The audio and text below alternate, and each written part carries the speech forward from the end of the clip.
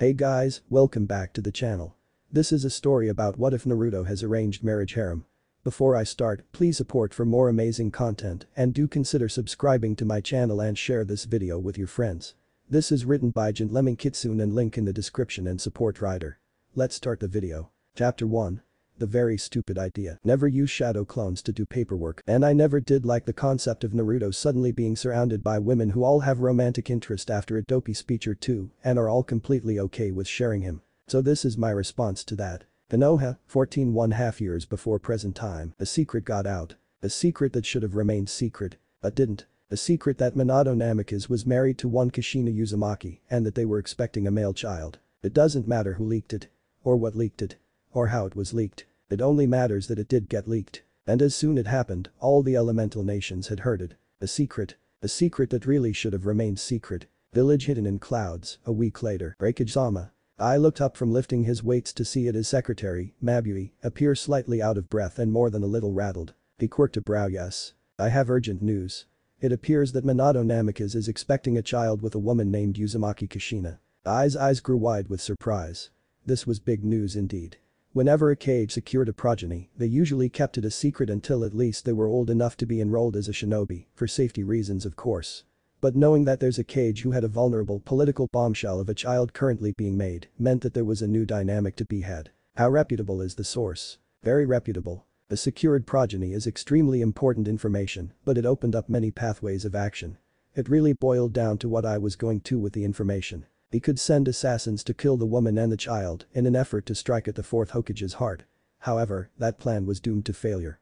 Even his best assassins would never be able to make it into Konoha, find a woman based only on her name, and kill her, especially due to the fact that she has known relations with the Yellow Flash. Not only that, but if it was ever found out that Cloud did send assassins, it could mean another war, a war that they weren't prepared to fight yet. A war that he didn't have the allies for. Allies? Wait. This could be a golden opportunity for Cloud and Leaf to enter an alliance. The war that had just ended had been a stalemate with all sides conceding to a peace treaty. There was a lot of animosity between the Leaf and the Cloud at the moment, but I could use the information of the Namikaze child to his and the Cloud's benefit. Mabui, get me an arranged marriage document.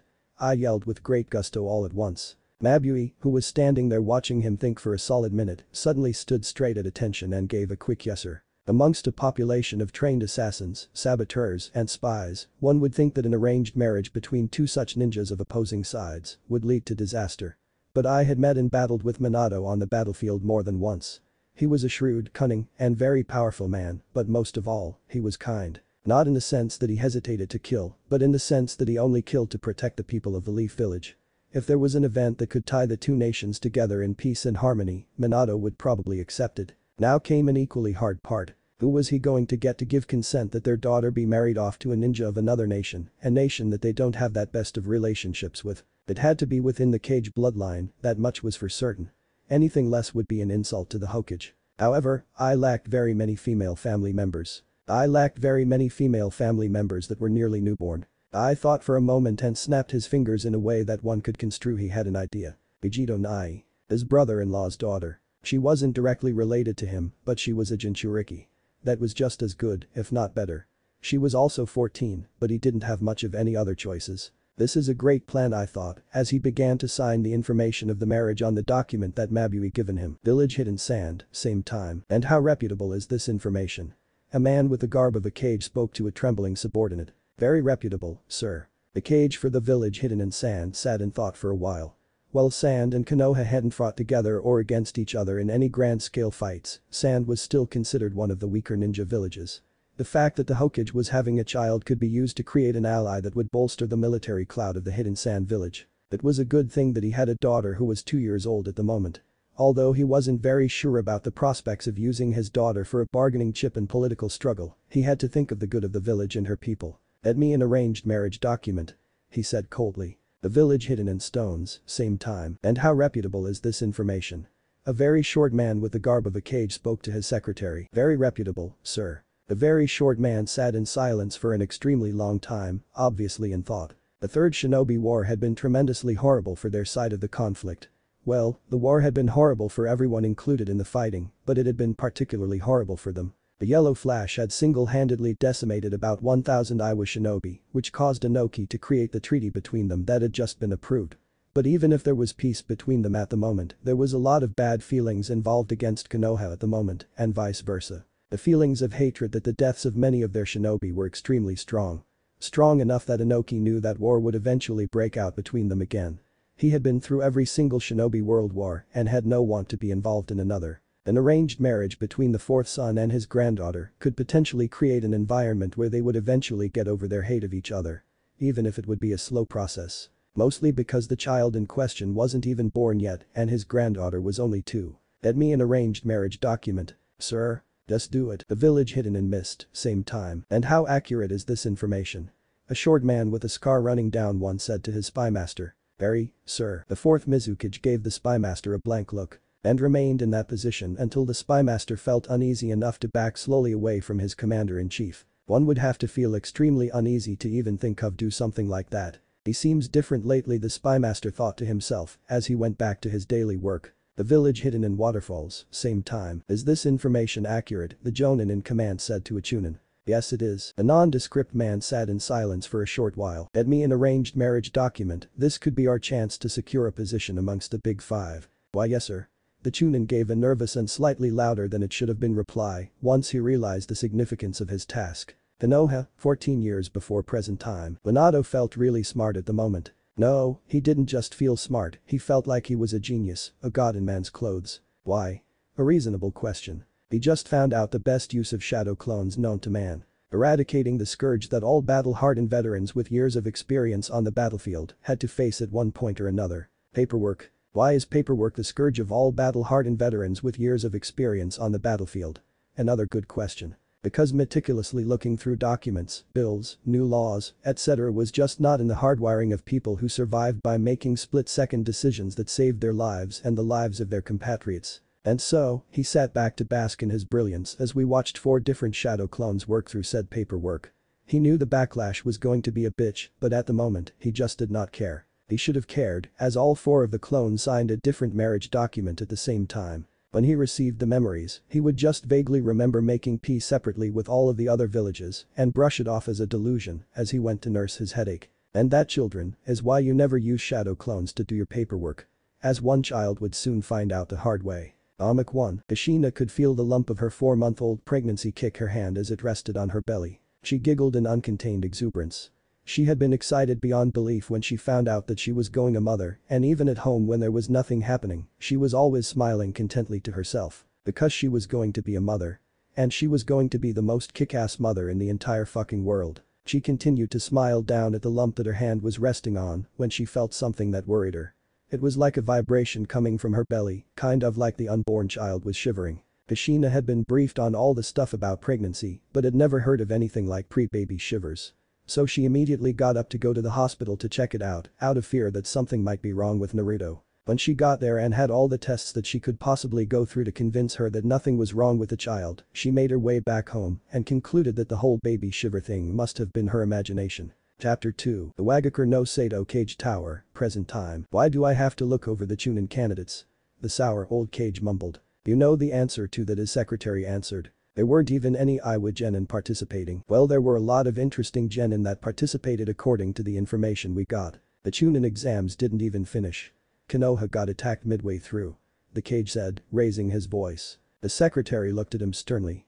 Stop trying to get out of work, it's important to know what cards your rival has. Inoki sighed. Fine. What interesting genin participated in the exams? She handed him the files. Dismissed. He said offhandedly. She walked out of the cage office. Inoki sighed again. Let's see, the Sabaku children. One didn't fight, one got outsmarted, and the other is a psychopathic Jinchuriki. And Aburam didn't fight. The prestigious Uchiha got his ass handed to him. And Nara outsmarted the Sabaku female and gave up right after. A sound ninja didn't even show up.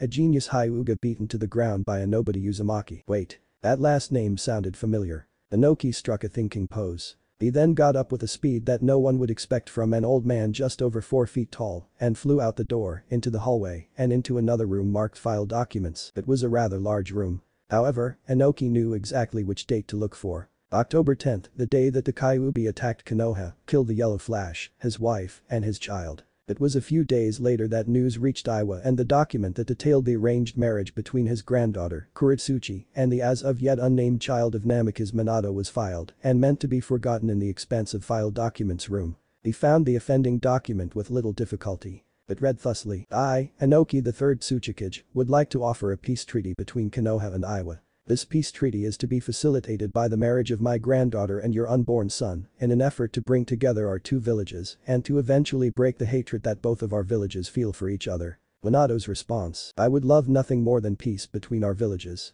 And even if I am slightly shocked that you would suggest the marriage between your granddaughter and my child in order to achieve it, I wholeheartedly agree to it. After all, the only thing that can break down hatred is love. Inoki snorted at that last line. After that page was the page that detailed the whole thing, which included the biological birth names of both the parents and children, any medical things that might be important, and the actual marriage form signed by Minato Namikaze.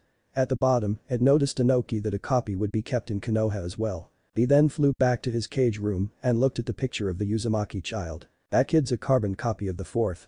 Not only that, but he holds the last name of the woman that was pregnant with him. We should have noticed that. Inoki then looked over at the details of the marriage document form. Assuming that this kid really is the child of Minato, then the document is still valid. Leaf was still weak from the attack from Sand and Sound, but there were rumors that they were going to get Tsunade of the legendary Sannin to lead it to prosperity again. And Iwa is going to be right next to them when they do. Inoki smirked. He flew out of the office again.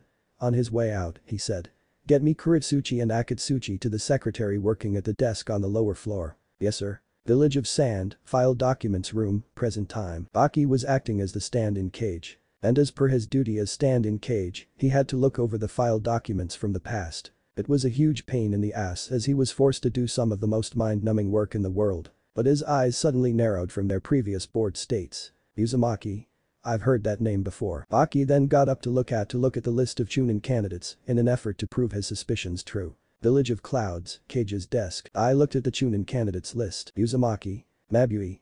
He shouted, without looking up. She ran into the room as soon as she heard him shout. Yes. Get me the document detailing the arranged marriage between Yujito Nai and the child of Minato Namikaze. Sir? Now. Why yes sir. Village of Waterfalls, Village Leader's Tower, present time. Shibuki was going over the Chunin candidates list. Uzumaki Naruto. I could have sworn I saw that name somewhere in the file documents room. He went up to check, just to confirm his suspicions. Dates of Konoha, present time. Achuo. A sneeze rang out from the mouth of blonde-haired teenager. You okay brat? That's the fourth time in a row. A particularly busty female said with slight concern. He's okay. Someone's just thinking about him. An extremely tall and weirdly garbed male said. Or some people. A woman with black hair and a pig in her arms added in. Oh, I know. Sakura-chan just realized how awesome I am and just can't stop thinking about me. Naruto said in triumph. Tsunade leveled questioning gaze to Jiraiya. Sakura-chan. The girl that he's been harboring would for he replied. Shut up pervy sage. The teen remarked. Stop calling me that. Stop being a damn pervert. Shut up both of you. We're at the gates.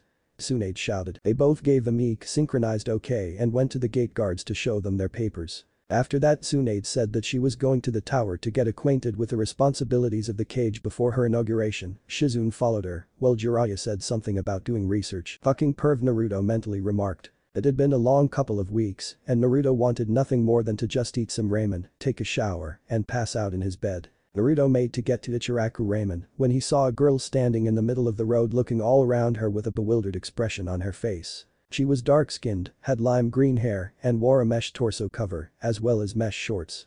Over that was a white halter top with the midriff exposed and a white battle skirt. She also had the symbol for a village that looked vaguely familiar on the forehead protector on her arm. Naruto walked up to her. Hey, are you lost? She looked at him with a small amount of shock on her face. Oh. No. I was just taking it all in. The village? He asked. Yeah, I've never been out of Waterfall before. So this is just. She seemed at a loss for words. New? Yeah, new. Well if you want, I could show you around the village. Although he only wanted to mind his own business and do some relaxing by himself, his conscience didn't feel comfortable knowing that he let an unknown shinobi wander around Konoha. Really? I couldn't do that, you're probably busy. I just got back from a mission, so I'm free. Plus, I can't stand the idea that someone doesn't know the heaven that is Ichiraku Ramen. She looked at him with wide eyes and looked lost for words for a second. Well, if you insist, I do. He then began walking in the direction to the said ramen stand, with her right next to him. You have a name? He asked. Fu. Nice to meet you Fu, I'm Naruto Uzumaki. He said with his trademarked foxy smile. Hokage Tower. Tsunade was confused. As was Shizune. As was Taunton. The reason for her confusion stemmed from the fact there was a man waiting patiently in the chair opposite the Hokage desk, while a jonin with a pineapple haircut and a scar on his nose searched leisurely through a filing cabinet. "Hello?" she ventured. She got the attention of the man with the pineapple haircut. "Who are you?" Tsunade of the Sannin. His face morphed into one of surprise. "Hello Tsunade-sama, I'm Shikaku Nara. I'm in charge of external affairs in the case that the cage is either predisposed or dead," he said with a formal bow. "Okay, well I'm here in order to get accustomed to the job of Hokage. I'll get Hiruzen secretary for you, she'll tell you all you need to know." "Okay." He walked out of the room. It just left her, Shizune, Taunton, and the man in the chair in a slightly awkward silence. "So, who are you?" she asked brusquely. Shibuki started. "Oh. I'm Shibuki, leader of the village hidden in waterfalls," he replied nervously. She raised her eyebrows in surprise. "So why are you here?" "I just came to confirm an agreement that was formed a while ago. But apparently Nara-san cannot find it as half of the agreement." Shikaku Nara came in just the next moment with the secretary behind him. "Well, I hope that you get everything sorted out," Tsunade said as she followed the secretary out of the doorway with Shizune and Taunton in tow. Shikaku looked at Shibuki. "I couldn't find the marriage form anywhere recent, but it could be in the archives somewhere. However, it could take a while to find it." "Why do you need the document anyway?" "Because I believe that the son of the fourth is still alive." Now Shikaku was thoroughly surprised. "Really? Well, whether or not that's true, it could take days to find the paper."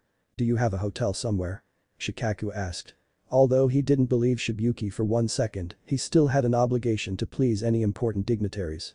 Even if he did show up out of nowhere with absolutely no forewarning. "Yes.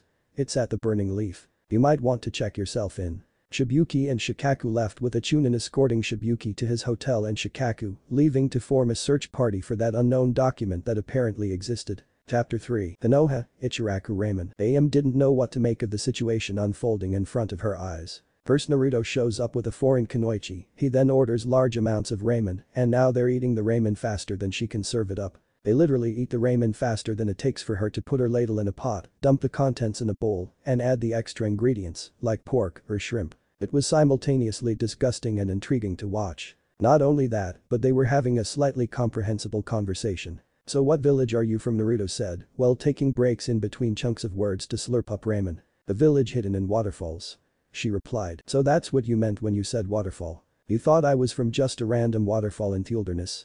She gave a light laugh.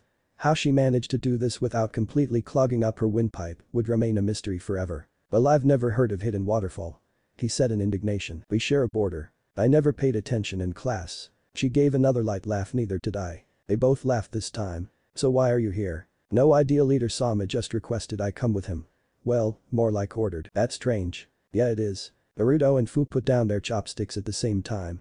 Evidently both were full, much to AM's relief, as she didn't know how long she was going to be able to keep up. AM then thought that it was now the time to tease her little brother figure, seeing as she wasn't running around the kitchen like a chicken with its head cut off. "So Naruto, who's your date?" They both turned a healthy shade of red and began spouting out denials in gibberish. At that moment in time, AM decided that it was really fun being her. Especially when she brought the check. They both immediately stopped trying to deny being on a date with each other and promptly began arguing over who was going to pay the bill. "You're the man, you have to pay." She crossed her arms and huffed. "We're not on a date, the same rules don't apply." He deadpanned. "Belial left my money at Waterfall," she said nervously. "That is so obviously a lie, and plus, you are a foreign kunoichi in a village that is showing great hospitality by taking you to a ramen restaurant." Who then tried to come up a response, but was unable to. She dejectedly began taking her money out. Naruto would have let her, if not for the fact that she seemed genuinely angry or frustrated. Not the kind of anger that came from picking the short stick and paying for a meal. Just a different kind of anger. Like an anger at the world. "Well, we could split the bill," he got out nervously. Her eyes brightened up. "Really? Yeah." He took out his Gama-chan and put the required bills on the table. She then put her bills on the table, right beside his. The sun was beginning to set. "Oh. I have to show you something really cool," he said excitedly. "I don't know, it's getting kind of dark. The visit to Leaf would not be complete without this." "What is it?" "A surprise, but we have to be quick." He got out of his seat and motioned Fu to follow him. "Page Tower, File Documents Room." "And this is the File Documents Room, it's where all past documents, from bills and laws to mission reports are archived," the secretary told Tsunade. "Why is this here?" Doesn't it seem kind of like a waste of space to keep meaningless documents around? Tsunade asked. She also idly noticed that it seemed to be bustling with activity. They're mostly kept for future references, like if new information comes to light about a previous mission. Is it usually this lively? No, they must be looking for a specific document and don't have any idea as to its whereabouts. Tsunade walked up to a random auxiliary shinobi that was looking through documents in a nearby filing cabinet. Which document are you looking for? The shinobi didn't look up. A document that specifies the marriage between the dead son of the fourth and a Jinchuriki from Waterfall. Her eyebrows rose in surprise. Is there any reason to do that? Shibuki-sama apparently said that he has reason to believe that the fourth son is alive and that the contract was still valid. Tsunade didn't know the fourth very well. She interacted with him from time to time, seeing as he was the student of her teammate. But didn't really care for him. That's not to say that she didn't like him, she just didn't know him. So when she heard that he had died from the Kyuubi attack along with his wife and son, she was saddened slightly, but it didn't bother her greatly. Has this been confirmed? We don't know yet, he won't tell us until we procure the document. Does Jiraiya know about this yet? If someone had reason to believe that the fourth son was alive, it would make sense to notify him. Seeing as he was the teacher to the fourth. No. There hasn't been time and we're short on manpower as it is. That, and the fact that we have no idea where he is at the moment. She knew where he was. And if she found him there doing what she thought that he was doing, she was going to make sure that he suffered divine retribution. After that, if he was still alive, she had to tell him about the suspicions about the fourth son being alive. She looked at the secretary. That's the end of the Hokage's duties, correct? She gave a nod. Good, then in that case I'm going to go inflict blunt force trauma on my teammate. Tsunade then walked briskly out of the cage filing room in search of said teammate. Naruto didn't know what to make of Fu. She seemed almost surprised that he even talked to her when they first met and had a personality that spoke of meekness. But she quickly opened up and produced a happy-go-lucky attitude and an affable personality. And there was also that expression of complete anger that she adopted when he argued her into paying for the meal. She was strange. But he could hardly judge or persecute her for that fact, not with the ninja that he hung around with on a daily basis. They reached a set of stairs that led up to the Hokage monument. We're allowed up here? Fu asked incredulously.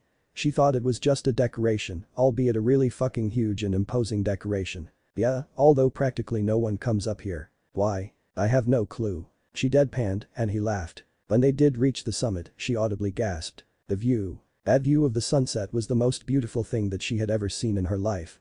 The huge tree at the center of the village hidden in waterfalls was picturesque, but while the tree's setting seemed like a painting, the sunset seemed like an explosion of beauty. The way that the orange and pinks of the sky marked the big, fat, and lazy-looking clouds. The way that the forest looked almost like it was on fire with the reflection of the sun glancing off of it. The view of the bustling metropolis that was Konohagakure. They all combined to make a picture worthy of admiration. She could also see the damage from the Sound Sand invasion, but pushed that thought to the back of her mind for now. I make an awesome tour guide, don't I? Naruto said with his arms crossed and his head held high. You took me to a ramen stand and the top of the monument, that's not really a tour of the village. He deflated a bit and sat down to enhance his visage of dourness. She bent over close to his face, closed her eyes, and procured a large smile. But this is great, she added. He inflated back up with happiness at her remark. They watched until the sun set completely. Do you need an escort back to your hotel?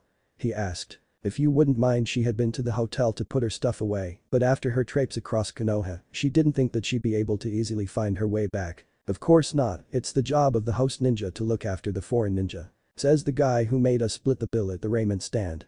She added smartly. He started to fumble for an excuse. But don't worry about it, she added quickly, it's fine. I'm staying at the Eastern Dragon. Oh. I know where that is. Konoha was an extremely large village, even in comparison to other non-ninja villages. So it was lucky that he knew the position of the hotel, and that was only because the hotel was known for being so prestigious. He then started to lead her back to said hotel. When they reached the Konoha proper, she noticed something that she had ignored before. The stairs. The whispers. The things that she hated the most in the world were appearing before her again. When she first came to Konoha, she was astounded by the looks that got. There were stairs, there were whispers. She could feel them on her at all times. But they weren't born out of caution, they weren't there because she was a reminder to the people about all of the family members and friends who died because of the seven-tailed beetle. They were there because she was a foreign ninja wandering around Konoha. It was the most liberating feeling that she had ever felt. But now, and even a little bit before now, she noticed that they were back. The looks of caution, the looks of sorrow, and the whispers that she couldn't hear, but she knew that they were about her. They were back. It left her confused and sad and angry. But then she looked at Naruto and looked at the side of his earnest face and she didn't feel so mad anymore. Fu didn't know why the people were looking at her like that again, but it comforted her to know that there was at least one person who didn't seem to mind her. In fact, he seemed to really like spending time with her. Out of the corner of his eye he noticed that Fu was staring at him, facing her. He asked, "Are you okay?" "Yeah, I'm fine." The stare that Fu had directed towards him was devoid of much, if any emotion. As she was rather conflicted at the moment and put up her emotional mask to avoid any unpleasant conversations about conflicted feeling appearing on her face. If you say so. Being stared at emotionlessly was another tick that he added to her list of strange behavior. He led her back to her hotel and bid her goodbye. When he made it home, he fell asleep the moment he fell on his bed. Tsunade was looking at a puddle of a man. The man who had bruises, welts, cuts, and even snake bites was floating face up in a hot spring. Tsunade was looking at a puddle of a man through a distinctly man-shaped hole that coincidentally was the dividing wall of the female side of the hot spring resort. I pitied the man who has to clean up the pool, she thought, showing absolutely no concern for her dying teammate. But it was a good life lesson for Jiraiya, who for all intents and purposes now felt like exactly what he looked like, the puddle of a man. Note to self: never peep on Kunoichi ever again. He got up and out of pool, laid by the side of the spring, and began to feel sorry for himself. Tsunade stepped through the man-shaped hole in wall. "Get up, I have something important to tell you." She had her professional tone out, signifying that she was going to tell him something important and that she wasn't in the mood for any bullshit. His speed at standing up was very slow. Shibuki from the hidden waterfall believes that the son of the fourth is alive. He turned still as stone mid-stand. Oh, and why would he think that? He questioned nervously, with a hand scratching at the back of his head and a sheepish grin on his face. Wait. He knew something. "What do you know?" she asked. "I don't kn. What do you know?" This wasn't a question from a friend, it was a command from a cage. He looked around and she noticed that he extended his chakra sensory vision to make sure that they were alone. After nodding to himself, he said, "Naruto is the son of the fourth." "What? You were going to be told when you were inaugurated, it's kind of a secret. But more importantly, why does Shibuki think that? Was there an information leak?" "He said that he won't tell us what he knows until we get a specific document from the files room." "Did he say which document?" "The document pertaining to the arranged marriage between the son of fourth and their Jinchuriki." Jiraiya's eyes bugged out of his head. "What?" Tsunade adorned a surprised look. "Didn't Minato tell you? The marriage of his son is kind of an important thing to tell the godfather." "He told me nothing." "Are you sure that the document is legitimate?" Jiraiya was talking frantically now, making all the hand gestures that he could with deadly snake neurotoxin permeating his veins. "They're acting like it is." "Who's they?" "The shinobi in charge of external affairs." "Fuck. If they find that the document is legitimate, which I don't think it is, and have proof that Naruto is the son of the fourth and go through with the wedding, the secret will get out." They both stopped talking as they processed the information. "Well, you know what you have to do now. Don't you?" she asked. "Tell him the truth of his heritage. Seems we think alike." "Shit. He wasn't supposed to find out until he was older." "Why?" "Because if word got out that he's the son of the fourth, he would get put into the bingo book immediately." "But why didn't you just tell him and him alone?" "I couldn't trust him to keep his mouth shut about it." Silence again fell upon the two of them. It was a surreal sight, the next Hokage talking about matters of grave importance in an onsen to a man who looked like he needed immediate medical attention. Tsunade walked up to him and did some rudimentary healing. "This is a really fucked up situation," he said. "Which one? The thing about the marriage in Naruto? Or the fact that I'm healing a godforsaken pervert in an onsen?" "Both." She shared his sentiments. Meanwhile, at the gates, 8 guards Izumo and Kitetsu were getting ready for the night shift when they heard the sounds of talking. "Why won't you tell us why we're here?" An agitated teenage male voice sounded out. "Because I don't want you to get worked up over nothing," came a cooler older male voice. A man wearing the official San Jonin garb walked into view, along with the 3 Sabaku children. This immediately put them on guard. Even if the peace treaty between the two nations was being seriously considered, they were still considered enemies of the state. The only reason that they weren't being engaged in conflict stemmed from the fact that they were walking serenely and seemingly without a care in the world up to the gate guards. Aki walked up to them and said, "I'm here as acting Kazekage and have matters of extreme importance to discuss with the village leader." They nodded in unison, both wide-eyed and scared shitless. Hitetsu made a motion to a shadow on the wall, which revealed a hidden Anbu operative. "She'll show you to the mansion." The Anbu nodded at the group of 4 and began to lead the way. Hitetsu wasn't sure if he made the right call when he did that because there were no guidelines to go by when a foreign cage shows up at the gates unannounced. Not 15 minutes went by when they caught sight of a different group, this one composed of 2 very large and imposing dark-skinned men and 1 slight fair-skinned woman. She had an agitated look on her face. It appeared that they had recently been having an argument. The larger of the 2 men walked up to them. They both almost shit their pants when they realized who he was. The imposing stature, slicked back blonde hair, straight goatee and mustache, and extremely stern demeanor gave him away. It also didn't help that he was wearing his cage robes. The fucking rakage. They both unknowingly thought simultaneously. I need to have an emergency meeting with the Hokage. I said gruffly. They both looked at each other. Both expecting the other to come up with a plan of action. Leaf and Cloud weren't on the best of terms. In fact, if Konoha ninjas found a Cloud ninja inside their city, they would do their best to capture, interrogate, and execute the spy, because he or she would most definitely be a spy, because he or she would never have been let in the first place. But, again, there were no guidelines for when a cage of another village shows up without warning and cordially asks to see the acting cage. So Izumo finally gave out a shaky "I'll escort you to the tower." I nodded and began to follow Izumo with Yujito and B walking behind. Izumo wasn't actually supposed to leave his post, but without any Anbu operatives to show them the way, he was given little choice. Not 10 minutes later, another group of 3 showed up. There was a huge and imposing teenager with a happy look on his face, an average-height female with a mischievous smirk on her face, and an extremely small old man with a look of exasperation on his face.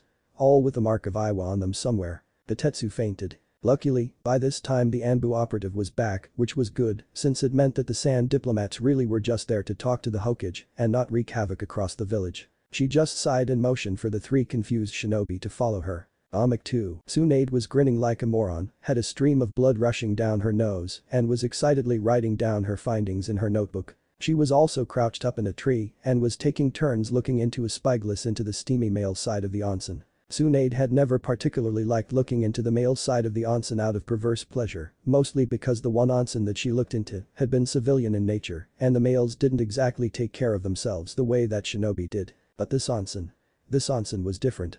It was chock full of young, charismatic, well-built, and very affectionate male shinobi. She had never known the pleasure of looking at scantily clad, attractive males while writing down her findings into her little notebook. She heard a shuffling in a tree across from her, which scared her into accidentally shuffling in her tree, creating a sound that carried to the first tree. Everything stilled for a second until she trepidatiously removed the leaves obscuring her vision to look into the eyes of Jiraiya, who was doing the same with his tree. The tree that he was on had a perfect view of the female side of the baths. They both stared at each other for a good 30 seconds without either side knowing what to do.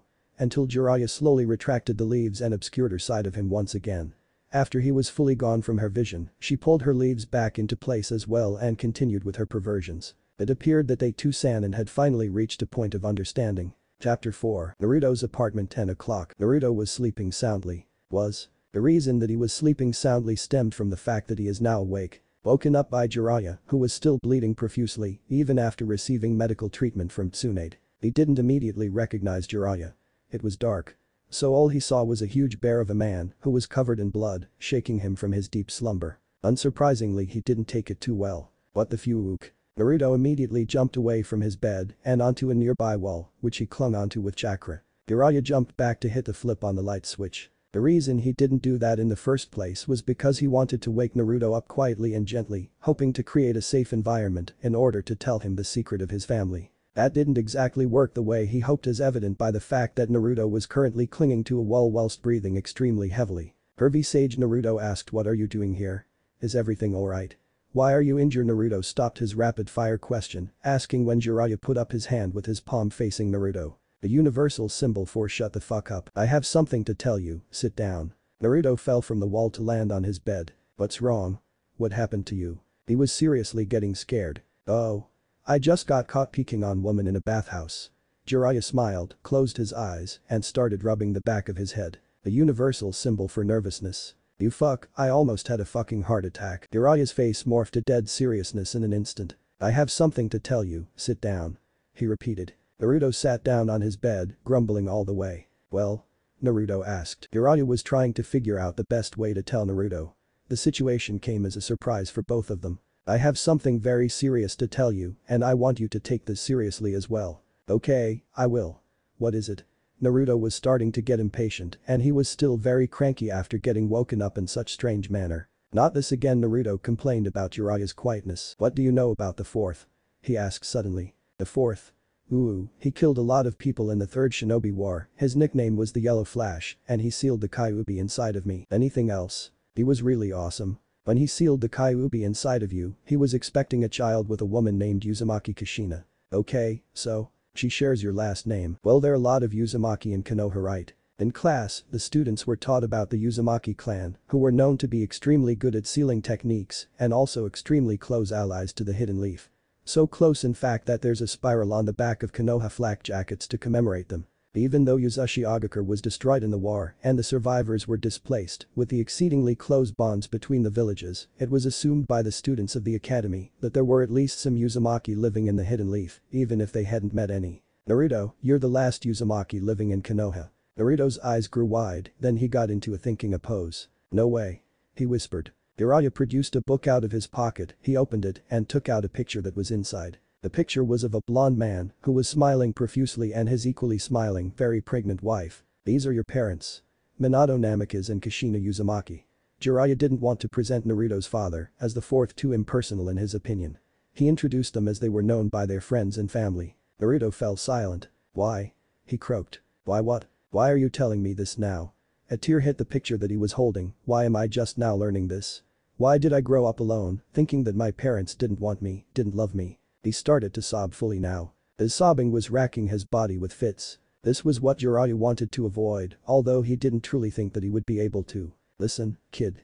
Your parents loved you. Whenever Minato wrote me letters, there was always a page devoted to you about how he and Kushina loved you. What Minato did, he did not do lightly, and he always wanted you to grow up loved. They sat in silence for a while. Naruto's sobbing started to stop. You didn't answer my question. Why now? Jiraiya asked rhetorically, referencing Naruto's original question. There's a chance that something could happen that would reveal the secret of your lineage, and I wanted you to hear it from me before you could be told any other way. Why was it kept a secret? His crying stopped completely, but there were still tears running down his face. If your lineage became public knowledge, you would immediately be put into the bingo book.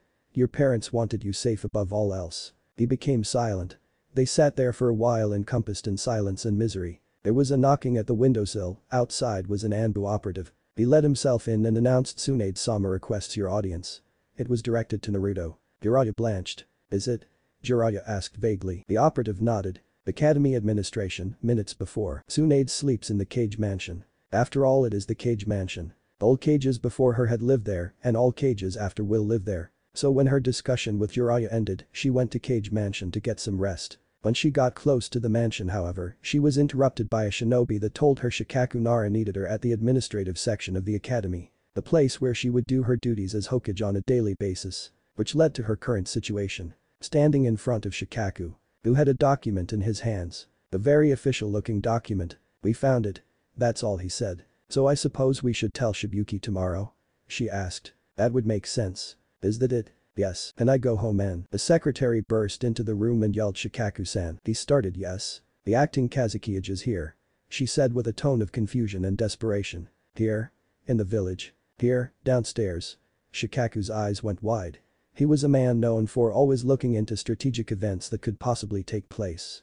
Knowing that there was a cage directly under him had never been a thought that had crossed his mind before. What's he want? To talk to the acting Hokage. The secretary stood around nervously, glancing at the two of them, not knowing what to do. So send him up. He said with energy.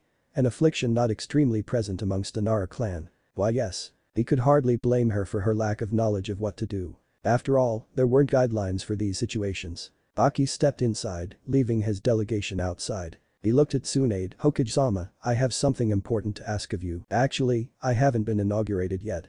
Shikaku-san. She motioned to Shikaku is in charge of external affairs. He looked at Shikaku, then back at Tsunade. This is important for both of you to hear.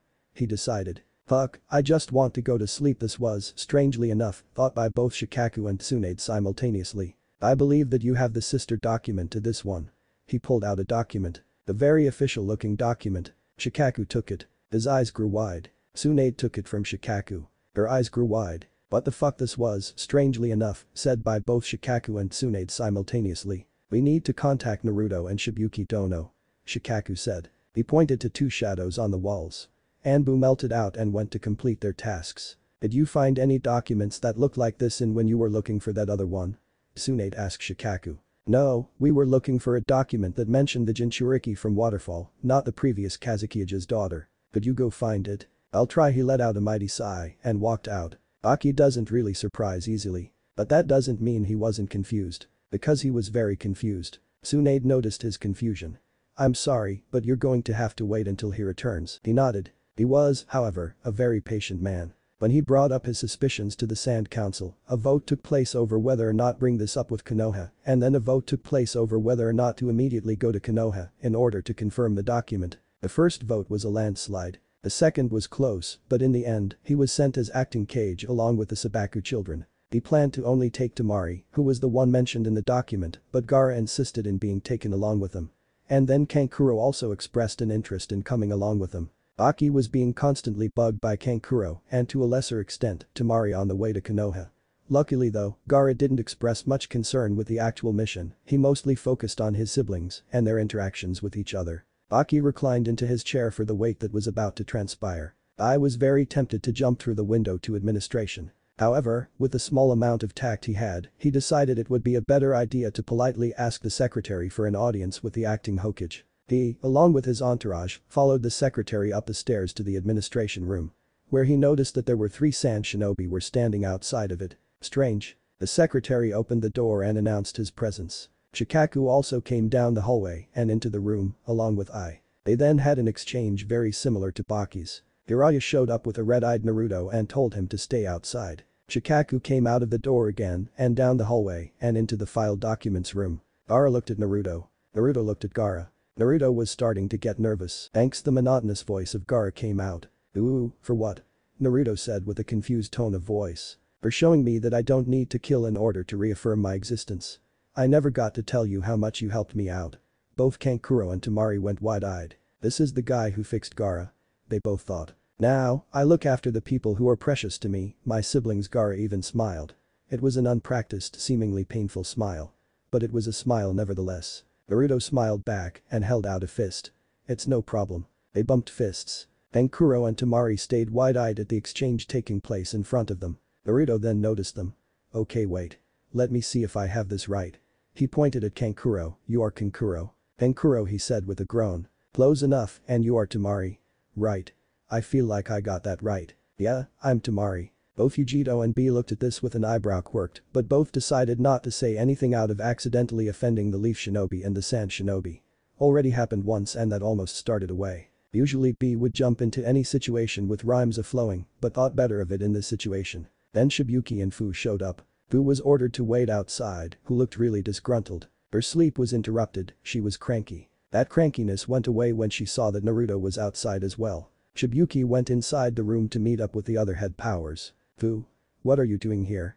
he asked. "I don't know, a shinobi came in through our window and woke us up. Fairly standard practice in the shinobi world. Are you okay?" she asked, noticing the redness of his eyes, indicating that he had been crying. "Yeah, I was just told some pretty heavy stuff, that's all." "Oh. Sorry, this is Gaara, Kankuro, and Temari." He pointed to each of them respectively. "Hello, I'm Fu." She held out her hand to Gaara, who looked at it uncomfortably. "He's not very good with strangers."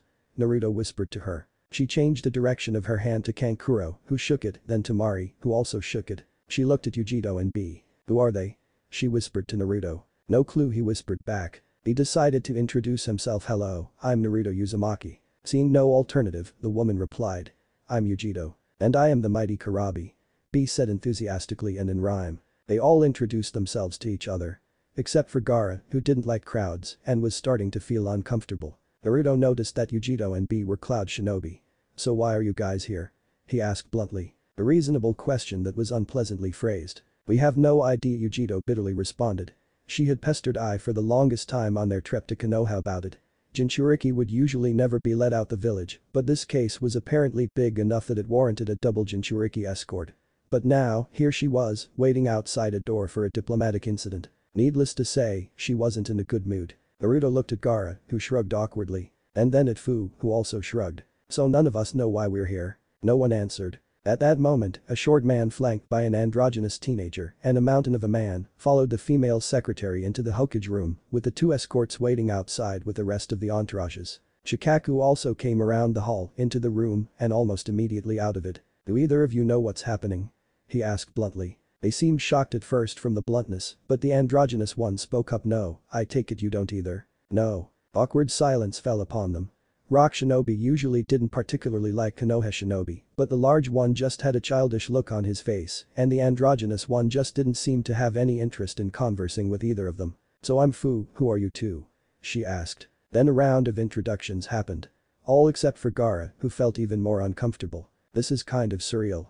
Kankuro said, ninja from 5 different nations just waiting outside a door, making small talk, not knowing what's going on.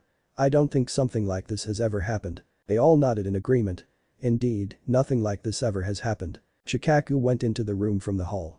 Just after that, Jiraiya poked his head through the doorway. "Can you all come inside?" The room was cramped. Very cramped. There wasn't supposed to be this many people in the room. But there was now, because history was about to be made. On the desk were 4 pairs of documents, all with the Hokage stamp of approval. Shikaku was making a Nara thinking POSE by the corner of the room. By the time everyone had filed into the room, he opened his eyes in realization. "Jiraiya, did Minato know the shadow clone technique?" Shikaku asked. Naruto slightly flinched at the mention of his father's name. He mentioned it vaguely in one of his letters. "I think I know what happened." Tsunade made a motion for him to continue. All of these documents were filed near each other, but also separate from each other.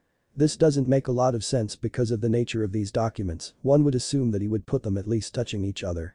There's also the fact that he actually made these 4 documents. So my theory is that he used 4 different shadow clones to help with his paperwork and they all signed a different form at the same general time.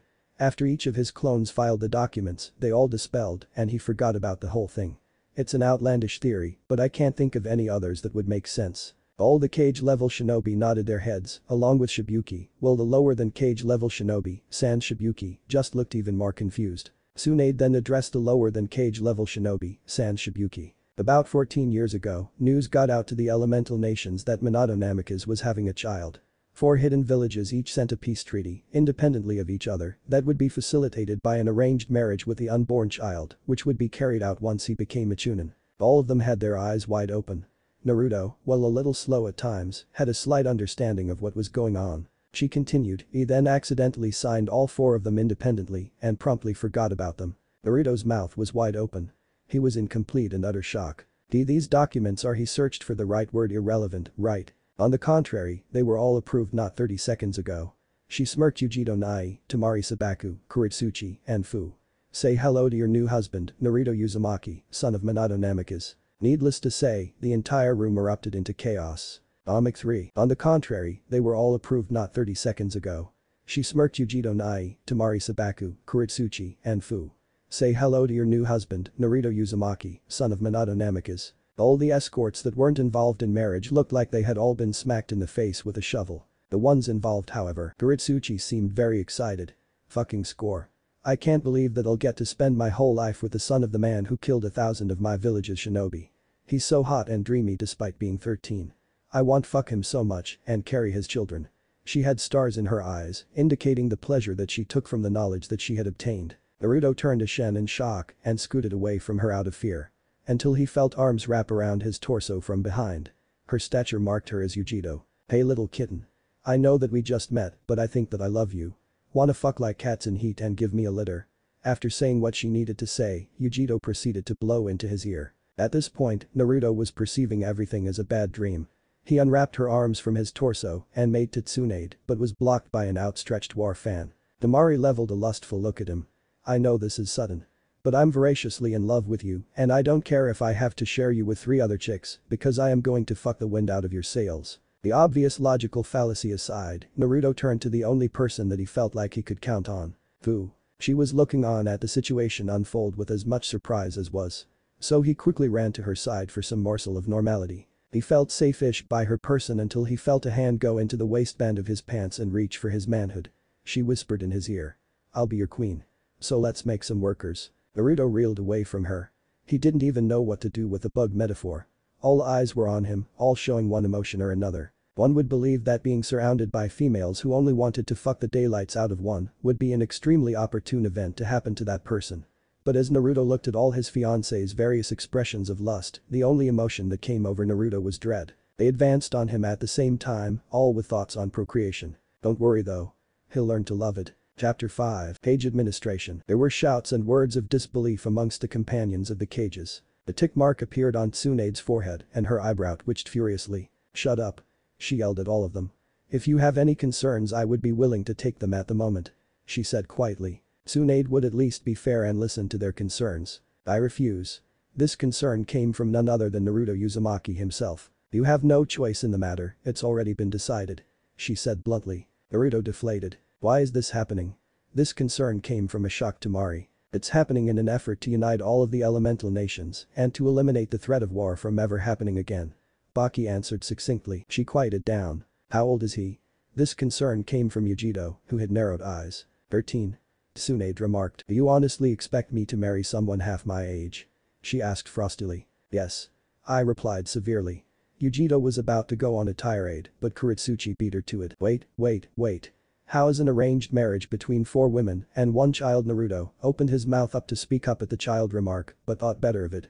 Supposed to unite all on the elemental nations and end the threat of war. Tsunade smirked. I'm glad you asked. Reikage Dono? She asked, expecting him to answer the question. No war that has ever broken out between the nations happened because someone wanted there to be a war between the nations. Some skirmishes break out due to petty things like trade disputes, but those usually have little lasting impact on the nations as a whole. Wars break out mainly because of misinformation, miscommunication, or mistakes that snowball out of control and spread discontent and hatred between the masses.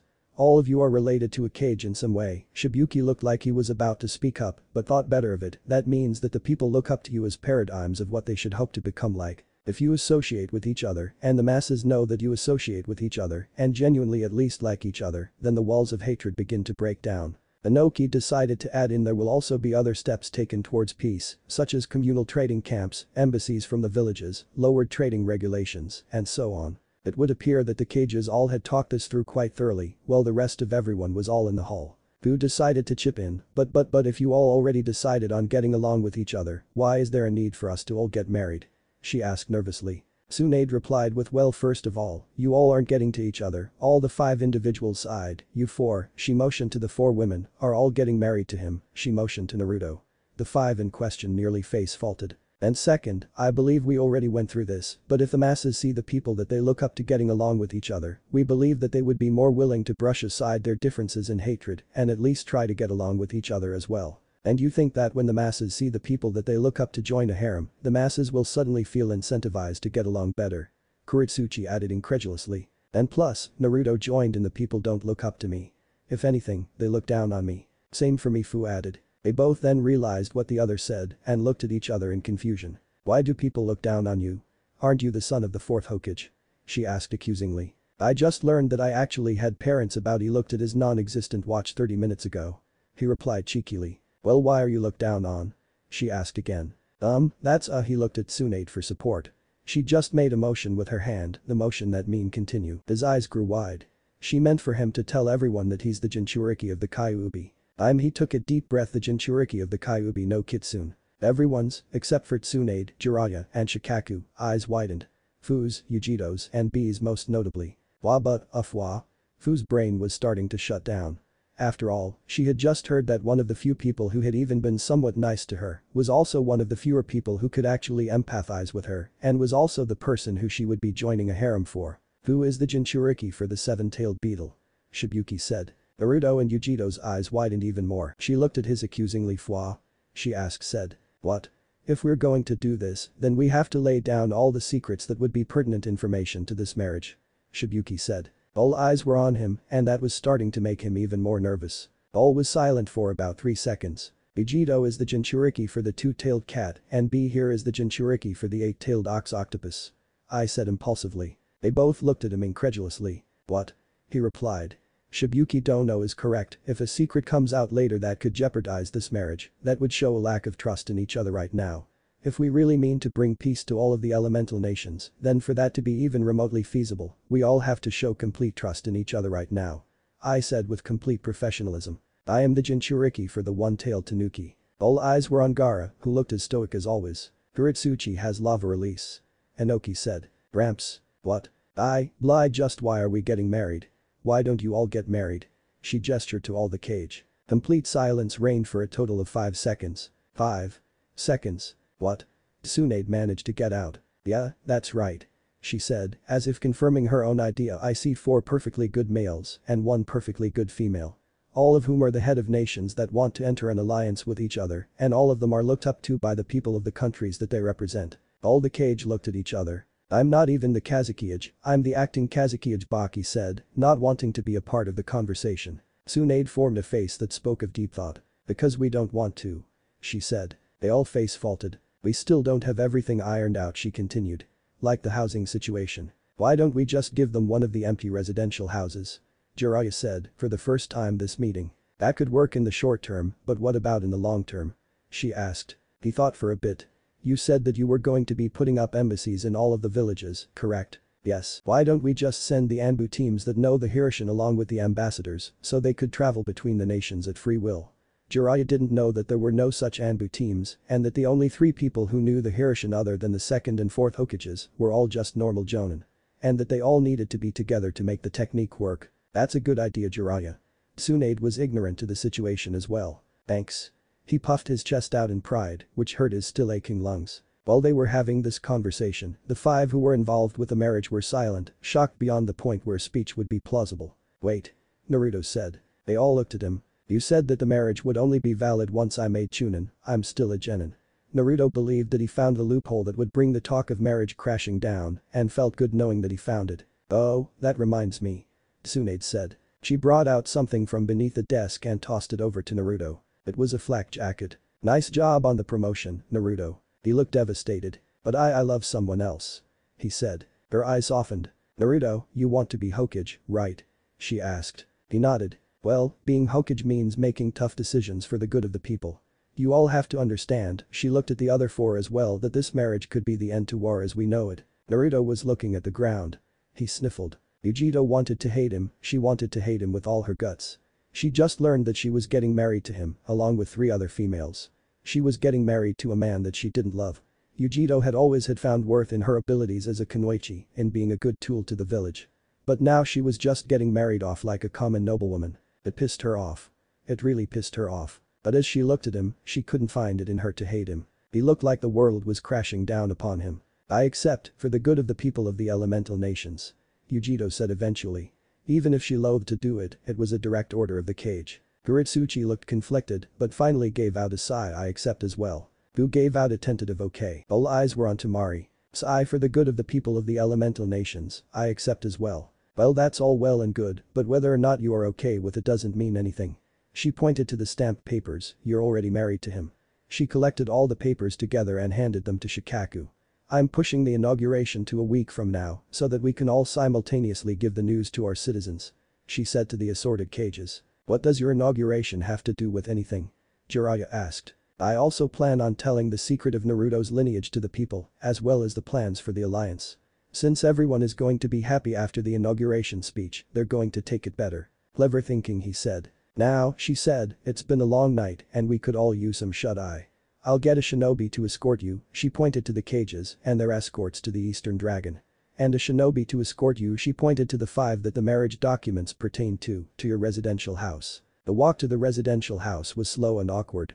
Luckily enough, it wasn't very far away. A quick look around the house showed that it had a room with a king-size bed, a room with a queen-size bed, and a room with 2 twin beds. I'll take the couch, Naruto said. After a little bit of bickering over who was going to sleep where, everyone was in bed. Naruto looked at the clock, it read 12 o'clock. He waited on his couch for an hour to make sure that everyone was asleep before he started crying again. He was all out of tears from not an hour before then, so silent sobs racked his body until he managed to find sleep. He wasn't sad. Well, he was actually fairly sad, but he wasn't crying because he was sad. He was just frustrated and confused about the whole fucked up situation he found himself in. Chapter 6, Residential House. Naruto woke up with his eyes completely crusted over. After wiping it away, Naruto looked around. Why was he sleeping on a couch in an unfamiliar house? A loud snore resounded from somewhere from within said house. The memories of what transpired yesterday all came flooding back to him. He looked at the clock on the wall. It read 7 o'clock. Well, there's no way I'm going to fall back asleep, he decided. He walked into the kitchen and checked the fridge. It was fully stocked. Naruto wasn't a chef by any means, but living alone meant having to make his own meals. The smell of eggs and bacon started to waft throughout the house. He decided to be courteous and make more than he could eat for his wives. Wives. Even the thought of being married, much less married to multiple people, was going to take some getting used to. After chowing down, he checked the clock again. 7:30. He was probably going to be late for team assignments, but he didn't particularly care at this point. He just dismally ate his breakfast of eggs and bacon before cleaning up and making to the door. Mission assignment room. He was actually there early. His new house was a lot closer to the academy than he originally thought. Wait, he had a new house. Didn't that mean that he had to get his stuff from his apartment? He wasn't able to process these things and their ramifications like any reasonable person should at the moment. He looked at the ground sullenly. When Sakura showed up, she could immediately tell something was wrong. Naruto looked gloomy and even though he looked at her, acknowledging her presence, he didn't say a word. Normally he would be abound with energy and trying to talk up a storm with her. But he just stood there in the lobby area, quiet. They stood in silence for a while. "Naruto, is something wrong?" she asked. He flinched and put up a strained smile. "No, Sakura, why would you say that? Because you look sad and you got here earlier than me, which never happens. Can we please just not talk about it?" He looked at her eyes and then quickly looked away. Weird, she thought. Naruto's never sad. Something huge must have happened. Sasuke showed up and noticed Naruto's state but didn't comment on it. Sometimes people just want to be left alone, he was living proof of that concept. They stood alone, in silence, and waited for Kakashi to show up. When he finally did show up, no one said anything and they all quietly walked into the mission assignment room. Kakashi noticed the gloomy aura that was hanging around his team members and made a mental note to ask them about it while they were on their mission. "Do you have any missions available?" Kakashi asked to the secretary. Usually the Hokage was there at least in the morning before heading up to administration to do their paperwork. Since the previous Hokage was regrettably dead, some of the higher-up jonin were there to hand out assignments. Jiraiya was there instead. "Kakashi, I need to borrow Naruto for the day," he said in his most professional tone. Kakashi nodded his head without missing a beat, while all three members of Team 7 looked confused. Jiraiya motioned Naruto to follow him and they exited the room together. "Kakashi, what does Jiraiya-sama want with Naruto?" Sakura asked. "Hell if I know. So do you have any missions available?" He directed the question to the secretary. Yes, there's a mission to protect a long-distance runner while on a race. It's recommended a full team, however. We'll take it. How long is it going to last? It should take about 3 days. Okay, you two, get ready for a multi-nighter and meet me at the gates in 2 hours. They both nodded their heads in confirmation. "Hervey Sage, where's Granny?" Naruto asked Jiraiya. They were walking at a leisurely pace around Konoha proper. "She's at the hospital treating that one kid with the huge eyebrows that you were talking about. In fact, she had just healed your sensei and your teammate from their Tsukiyomi trauma." "Oh. I forgot about that." He looked at the ground. "Don't worry, brat, you've had a lot on your plate lately." Indeed, it had been quite the 24 hours for Naruto. "So what do you need me for?" Naruto asked. "Well, I thought you might like to talk, ask me for advice, or anything really." "I don't need anything," he said stubbornly. "Oh really, what about that Sakura girl? Don't you still love her?" "Of course I do, but I already know the answer if I ask you what you think I should do." Jiraiya's eyebrows raised. "Oh? Yeah, you're going to say something like forget about her, all she does is hit you around, or forget about her, it's for the good of the elemental nations, or even forget about her, after all, you have 4 hot wives now." Jiraiya was surprised, but didn't let it show. "I wasn't going to say that." He lied. "What were you going to say?" Jiraiya thought about how to proceed for a moment, then said, "Name one thing you hate about her." "What? Just do it." Naruto adopted a dreamy look for a moment. "I can't, she's prefect." Naruto. "Yes. You don't love her." "Huh? Yeah, I do, I really love her." "No you don't, you admire her." "Well, of course I do." Naruto was getting confused. Jiraiya sighed. "Naruto, love isn't about admiration or looking past the flaws that a person has. Love is understanding." "Understanding what?" "Understanding the person, understanding their motives, understanding why they do the things they do. Understanding is love and admiration is the furthest thing from understanding. A human cannot reasonably say that they hate someone without first giving a reason why they love them. The world doesn't work in black and white." A certain checkered Akatsuki member sneezed. "And the same works for the other way. You cannot reasonably love someone without first knowing something that you hate about them." Naruto thought in silence for a while. "But don't you admire Granny?" "Yeah, I do." They both remained silent for a while after that, pondering the philosophies that were just expounded and their ramifications. Jiraiya. "Yeah? What were my parents like?" "They loved you so much." Jiraiya said, without missing a beat. "When they told me I was going to be your godfather, I was so excited, I was finally going to be able to be there for somebody, I was finally going to be able to teach my crafts to someone who might appreciate them." "Their crafts? Didn't you teach my dad your crafts?" "He never really took to them." He answered vaguely. Naruto looked at Jiraiya in confusion. Jiraiya had a perverted look on his face and his eyebrows were wiggling furiously. Naruto had to laugh, the visage was far too funny not to. Hey, looks like I was able to cheer you up. If only slightly. Jiraiya said. Naruto nodded, thanks pervy sage. Naruto's mood had increased a little. Do you really think that this is going to work?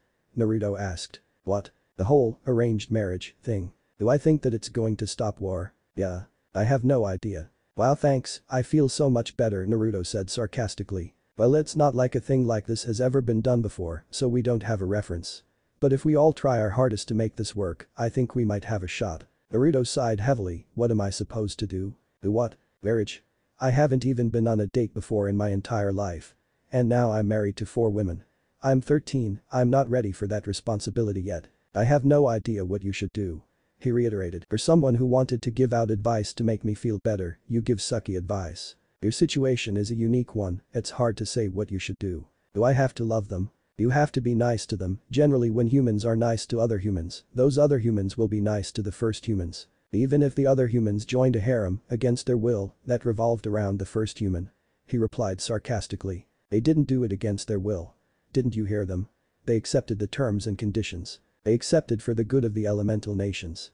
They didn't want to, they made a sacrifice by doing what they did. They were silent for a bit. What, specifically, was in the marriage document? What do you mean? What are my responsibilities? You mean other than to marry them? Yeah. Nothing was specified. But you won't be able to pursue relationships with other women. Why not? Jiraiya paused. Naruto, this marriage isn't for you or for them, it's for the people. If word got out that you cheated on your wives, it might be taken as a huge insult by the other nation's people. Oh. Naruto said in understanding. And you might also be asked to procreate with them. Jiraiya may have been a pervert, but this was a serious ordeal, and he had to take it seriously, for Naruto's sake. Procreate. Oh shit, you have had the talk. Right? Jiraiya asked. He really didn't want to explain the inner workings of sexual intercourse to a 13-year-old. Yeah, Iruka-sensei told me. Oh thank God, he just didn't know what the word meant. Well, you may be asked to have children with some of them. But why? Naruto was getting red in the face. To strengthen the bonds between the villages. Somehow I knew you were going to say that. He said in deadpan. Jiraiya laughed sheepishly. It was at that point that a shinobi appeared before Jiraiya and Naruto and said Killer Bee requests your presence. Killer Bee? Naruto asked. The Jinchuriki to the 8 tails. Oh, I remember him. What does he want with us? He only specified you. The shinobi pointed to Naruto. Why?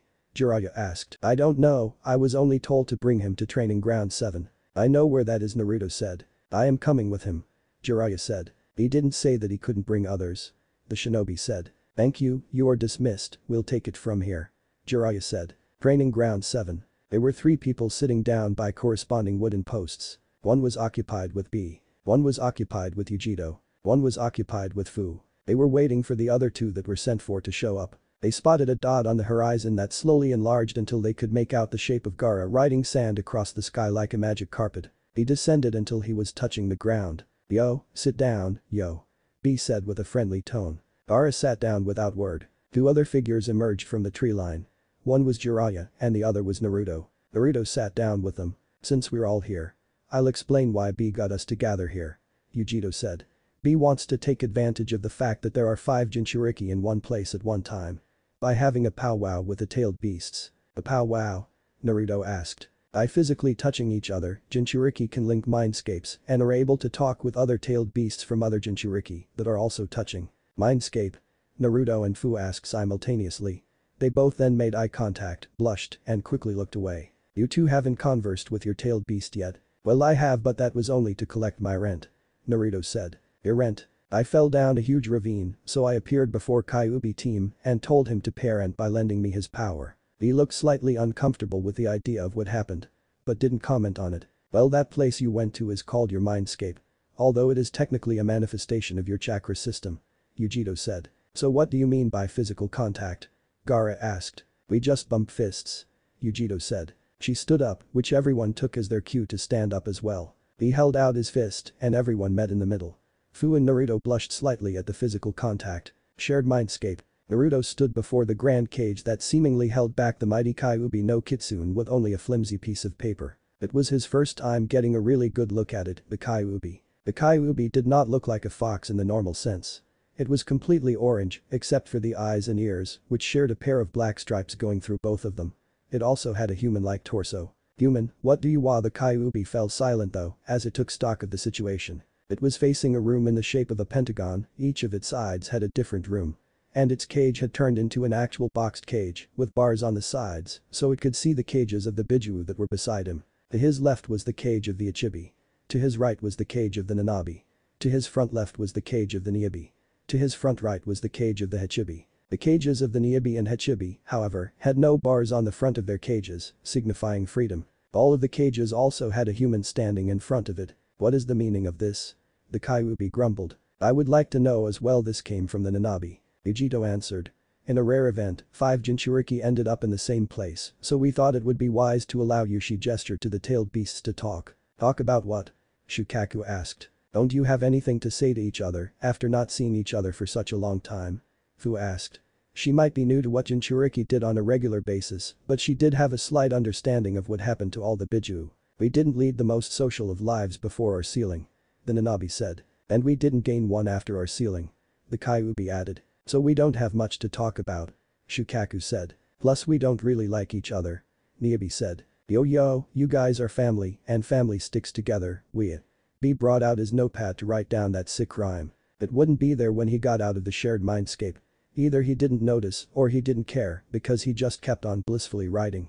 Jayuki, you wanna shut up, your annoying human? The Kyuubi asked. No. Jayuki said. The Kyuubi was more surprised than anything. Why not? Because I like my container and I trust him. The Kyuubi burst out laughing. It was an awful ear-rending laugh. You trust your container? Oh, that's rich. Humans are all the same, they only pretend to be nice to you in order to gain your power as their own. Humans are vain, greedy creatures with no thoughts of anyone else other than their own. Least of all, us, the so-called tailed beasts. To them, we are only a means to an end. Some humans are different, they are capable of compassion beyond your comprehension. The Niobe said. Compassion. Ha. Because of humans and their greed, I have spent the better part of my existence under a Jinjutsu, stuck in a cage, or crucified on a rock. If there is human compassion out there, I have not found hide nor hair of it. Shukaku and Chimei felt slightly awkward just watching the three of them yell at each other. Even if Shukaku agreed with the Kyuubi's point of view. You just have to look for it.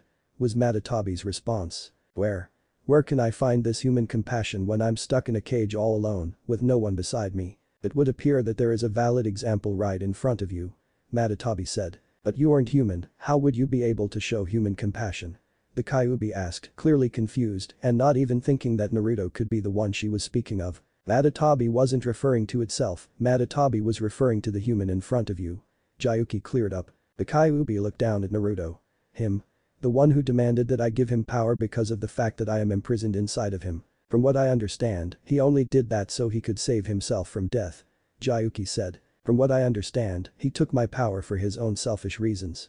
The Kyuubi replied. Saving yourself from death is selfish now. Taking power that isn't yours has always been selfish. Jayuki sighed. Kura, don't call me that. I will not allow any worthless human to hear my name. You are being childish, Matatabi said. And you are being unreasonable. While this exchange had been going on, Naruto had been going through some self-reflection. When the Kyuubi was sealed into Naruto, it ruined his life. But it sounded like the Kyuubi didn't want or mean to get sealed into him. While Naruto grew up alone, the Kyuubi had been growing up alone alongside him. Except the Kyuubi didn't have anyone to talk to, no precious people to protect. He thought about how Gaara had grown up, surrounded by hatred and malice. He eventually grew insane from the grief that he received. The Kyuubi was no different in that respect. Naruto hadn't even tried to understand the Kyuubi. He just let what he was told about it to cloud his visage. In that respect, he was no better than the villagers that hated him for reasons beyond their comprehension. I'm sorry. Naruto said quietly. Hey wait, what? I'm sorry for taking your chakra when I was mad about Sasuke dying. I didn't know the whole story of your sealing inside of me and I was being unreasonable. I'm very sorry. Naruto bowed. After realizing what he did, he decided to apologize as sincerely as he could. He wasn't exactly very used to sincere apologies, but he was giving it his best. If this is a trick, this isn't a trick, I swear. I will do anything to make up to you the chakra that I took from you, Naruto practically yelled. Oh really? Then rip off the seal and let me go free. The Kyuubi said with a conniving tone. You are being unreasonable, Kurama. He'll die, Matatabi practically yelled at him, which was out of character for it. But the Kyuubi cut it off in anger with a huge scream. I told you not to call me that. The Kyuubi's tail smashed against the bars that held in him. The shockwaves were reverberating within the skulls of not only the humans, but also the tailed beasts. The Kyuubi roared again in anger and attempted to shoot a mini beast ball against the bars, but it blew up in its face. The resounding shockwave was so powerful that it severed the connection of the other four. The Kyuubi huffed and sat down on its haunches. Its face hurt, it just wanted to sleep, just wanted to let loose some of its frustration. I won't call you that, huh? I won't call you that. Not if you don't want me to. Huh? But I will call you that eventually, when I teach you that there are good humans out there as the world as well. It was a promise that Naruto had decided to carry through. It was a conviction and Naruto was convicted to it. Naruto turned around and walked out of the mindscape environment. After it was sure Naruto was gone, Kurama laid down to rest. That conversation had been emotionally heavy for it. Kurama made sure that the mental connection was off, as it always was, before allowing tears of frustration to roll out of his eyes for the first time since he was sealed into Mito. No, it was not sad. It was angry.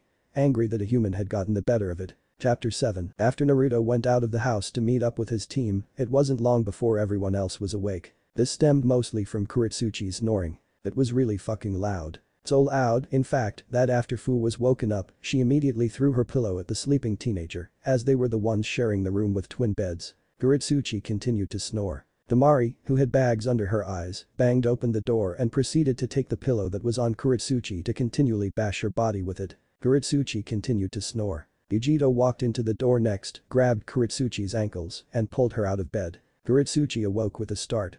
She had a headache, a sore body, and really wanted to go back to sleep. Her head fell back onto the floor and she closed her eyes. Kuretsuchi continued to snore. They all had bags under their eyes, they were all extremely annoyed for a variety of reasons, and they all looked at Kuretsuchi, wondering what they would do to her. And that was how they all woke up to their first morning of married life. After everyone had sufficiently woken up, they went to get some breakfast. They all sat at the table.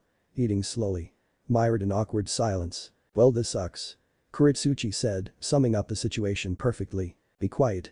This comment came from Temari, who had a pounding headache. Who shoved a kunai up your ass? If another thing comes out of your mouth, I'm going to shove my battle fan so far down your throat, you'll be coughing wind. You want to put your money where your mouth is? Temari glared at her, but did not rise up to the challenge. Temari was in a really bad mood, but that didn't mean she was in the mood for killing. Will both of you shut up? This came from Yujito. Christ, I am surrounded by children. Yujito wasn't in a particularly good mood either. They sat in silence after that. Fu ventured. So what? Kuretsuchi said tiredly. So shouldn't we get to know each other better, or something? Why? Because we're all married. Fu spoke in deadpan. No one spoke up. There was a knock on the door. Yujito answered it and was greeted by a messenger ninja. Yujito, Nai and Fu are requested to meet at Training Ground 7 with Killer B. Okay, just a second. She went back to get Fu and they both followed the ninja to Training Ground 7. Where are we going? She asked. Training Ground 7. Why? No clue. This left Kuretsuchi and Temari alone. So what now? Kuretsuchi asked. I'm going to an empty training ground to let off some steam. I'll join you. Temari looked slightly displeased but didn't deny her. Training Ground 7, after the connection severing. Fu, Yujito, and B were sprawled on ground after getting expelled from their mindscape. Gaara would be too, if not for the sand that caught him. Jiraiya looked on with raised eyebrows. Does that usually happen? Fu asked. Not that I've experienced. Yujito replied. They all got up and looked at Naruto, who was still standing with his eyes closed. Is there something wrong with him? Gaara asked. Just as he said that, Naruto's eyes shot open. Are you okay, brat? Jiraiya asked. Yeah, I'm good. Maybe we should get you to Tsunade. Nah, I'm fine. Naruto looked at B. Anything else? B shook his head. This was one freaky little kid. Naruto looked up at the sun's position. It wasn't even noon yet. He looked at Jiraiya. What now? I have to meet up with Baki. Gaara said. Yo, I have to talk with bro. B said. And I have to report to Tsunade. Jiraiya said. He didn't really have to do that, he just saw it as a golden opportunity to get Naruto to socialize with his wives. Naruto looked at Fu and Yujito. Do you guys have anything to do? They both shook their heads. How about I show you around Konoha? You mean a ramen shop and the top of the monument? Fu asked cheekily. You are never going to let that down, are you? He asked. Nope. She smiled and he smiled back sheepishly. Yujito looked at them interact. It's almost like they're acting like friends. Did you two know each other before the meeting at administration? She got here earlier than you did, so I showed her around Konoha. A ramen shop and the top of the monument. She repeated. I was working on very little time. He cried in indignation. Fu giggled. I'm married to this guy. Yujito thought. Konoha proper. As they walked around, he pointed out various landmarks. The clan compounds, the market, the residential areas, the training grounds. It was a proper tour. One which hit a snag. A snag named Ino. "Hey Naruto." Ino cried out while waving her arms to get his attention. She was standing next to Shikamaru, Choji, and Asuma. She ran up to him, with the others falling behind her at a more sedate pace. "I thought you and Sasuke were on a mission," she said. They went on a mission this morning, but I was left behind." Oh, she said in a depressed tone. She was hoping that Sasuke was still in Konoha. "Hey Naruto," Shikamaru said, who had caught up by now along with the rest of the team. "Yo." Shikamaru's eyes narrowed. Why is Naruto walking around with a waterfall kunoichi and a cloud kunoichi? They shouldn't have any business in Konoha. "Who are your friends?" he asked. "Oh yeah, this is Yujito and Fu," he gestured to them respectively. "And they are Shikamaru, Choji, Ino, and their sensei, Asuma." He gestured to the members of Team 10. "We just got back from a C-rank mission," Ino said. "We're going to celebrate at a barbecue place. Wanna come with?" Choji added while munching on his chips. Naruto looked at Yujito and Fu for confirmation. They both shrugged. "Sure," he answered. They began walking to the barbecue place at a comfortable pace. "So what are a cloud and a waterfall kunoichi doing in Konoha?" Asuma asked amicably. Yujito adopted a sullen look while Naruto and Fu both sported bright blushes. Which didn't go unnoticed by Asuma and Shikamaru. "We're here for peace talks," Yujito said plainly. "And I'm escorting them around Konoha," Naruto said. "Peace talks," Asuma said in an astounded tone. "How long were we away?" "Long enough for me to get married to someone half my age," Yujito thought to herself. Tsunade said that she's announcing what happened at the peace talks at her inauguration in a week. Naruto said. "I thought that the peace talks were still going on," Fu stated. "Well, I wouldn't know, I'm just a lowly genin." Junin Yujito corrected. Team 10's eyes widened. "Naruto, you got promoted?" Ino asked incredulously. Yeah, just keep it on the down low for now." "Why?" "Because it has something to do with what Tsunade is going to announce at her inauguration." "Why would your promotion be something to announce at her inauguration?" Shikamaru asked. "Look, can we just drop the subject?" "Okay man." Training ground 34. Kuritsuchi and Temari were on the ground, gasping for air. They were both running on low reserves after what they did to that forest. That poor forest. When they both arrived there, Kuritsuchi thought that Temari wanted to spar against her. She was proven wrong, however, when Temari blasted a war cry, swung her fan, and released a gale of winds with cutting wind chakra inside at the tree line. Kuritsuchi shrugged and threw a jutsu out that skewered the trees that were on the ground with spikes of rock. About an hour after continuing to commit tree genocide, they were on the ground, gasping for air. The forest at their side didn't deserve to be called a forest anymore, more like a huge pile of twigs and jagged rocks, with poisonous quicklime hanging around. "You weren't half bad." Kuritsuchi huffed, all hostility to Temari gone. Apparently forest destruction was really good release. No wonder Leaf Ninja were so happy all the time. "Thanks," she huffed in return. They stayed like that for a while. "You're right," Temari said. About what you said this morning, this situation that we're in, it sucks. It could be worse." Temari gave a dry laugh. "How so?" "He could be an old perverted geezer who peeps on women at bathhouses." Jiraiya sneezed, which alerted the women at the bathhouse that he was peeping on. "Oh fuck me," Jiraiya thought. All the women started to either brandish weapons or start jutsu. "I didn't even know they were kunoichi." Temari gave another dry laugh. "Yeah, silver linings I guess." Kuritsuchi got up and announced, "I'm starving. We just had breakfast. I have a quick metabolism." "Well, I'm not eating anything." "Well, I am." "Get up." Temari grumbled as she complied with the request. Administration building. Tsunade was trying to sign paperwork when Jiraiya entered, battered, bruised, and bleeding profusely. She quirked a brow. "Hey Haim. You fucking pervert." Yeah. He said dismissively. "What do you want?" "Oh, don't be so cold Haim." Her stare could melt steel. "Just wanted to talk about Naruto." "Is this about the training trip that you were talking about?" "Yeah, I was thinking that we should take advantage of the alliance and have Naruto cycle around the villages to train under the best that they have to offer. I thought that the whole point of having Naruto go on a training trip was so that the Akatsuki wouldn't know where he was at any given point and that you would be there to protect him." "Well, I would have to run my spy operation in order to get intel on the Akatsuki's movements. But if he continually cycles through the villages at a random pattern, that would decrease the risk to the point that I wouldn't need to be there." "What makes you think that they'll give him the best teachers that they have? Didn't you tell them about the Akatsuki?" "The entire reason for the training trip in the first place was to prepare him for them.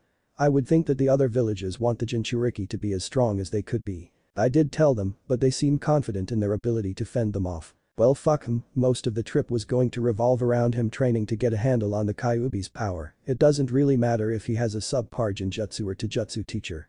The other villages Jinchuriki could teach him all that he needs to know." "Okay, but how is he going to get from village to village?" "The teams with the Hirshin." You neglected to tell me that only one team in all of Konoha knows the Hirshin, and that's the Hokage's bodyguard unit. Huh, I thought that there were more. Can't you just train other units? The Hirshin is an extremely powerful jutsu, one that few could only perceive on a very basic level. It would take months to train other units. It's a wonder how the second or the fourth learned how to manipulate it to the extent that it became useful in battle. And we just have the team tag places at the villages and contact them with a messenger bird to let them know when and where to teleport to next. Maybe, it would be extremely chakra intensive though. Good, then while we do that, you could train more teams in the meantime. Like I said, it's really hard to even understand, it could take a while to find out who would be compatible with it, but it can be done. Yes, perfect, then it's decided. In a week, Naruto will go on a training trip that encompasses all of the major hidden villages. Except for Mist. Well yeah, but they're still having the civil war. It wouldn't be the best environment for Naruto to learn how to control the Kyuubi. Yeah, I know. So when are the cages leaving? We just finished finalizing everything, all the cages are leaving tomorrow.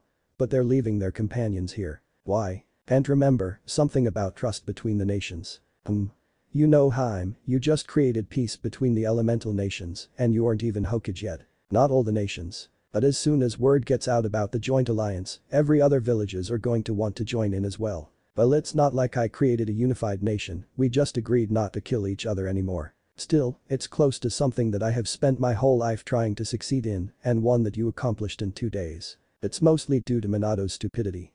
Whenever an alliance was made between two nations, demands were made between them, which lowered trust and made for a reasonable excuse to try and stab each other in the backs.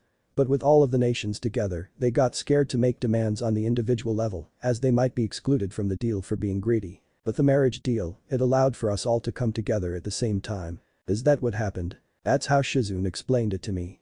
Is that all? Yeah. You know, we should go out for drinks after this. A party celebrating the do not kill each other treaty. If this is just an excuse to get me drunk. No, of course not, Jiraiya said quickly. Okay then, I'll be at the bar at 7. Which one? The one we all used to go to after a completed mission. Got it, he said, as he walked out the door. Barback place. The barback was delicious. This was a common sentiment amongst the participants of the meal. Even if it was slightly crowded for only one booth. Naruto, Fu, and Chaoji were eating at extremely fast paces, barely letting the meat cook before shoving it in their mouths. The rest of them barely had any room on the grill to let it cook because most of the space was hogged by the big eaters of the group.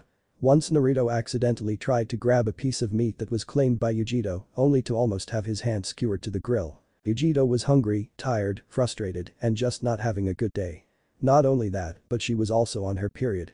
An affliction which only exponentially increased her ire at the childish antics of her husband. Luckily, he was a proud shinobi of the Hidden Leaf and prided himself for his ingenuity on the battlefield.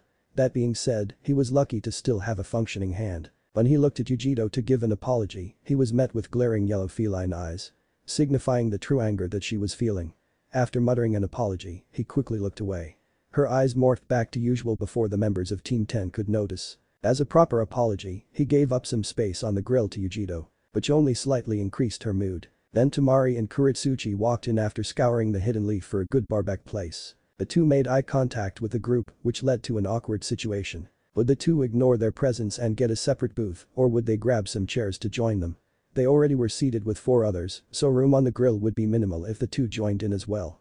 But if they got a separate booth, then ignoring each other's presence would only make the situation more awkward for the 5 involved. Their problem was solved for them, however, when Shikamaru looked at what Naruto and Yujito were staring at.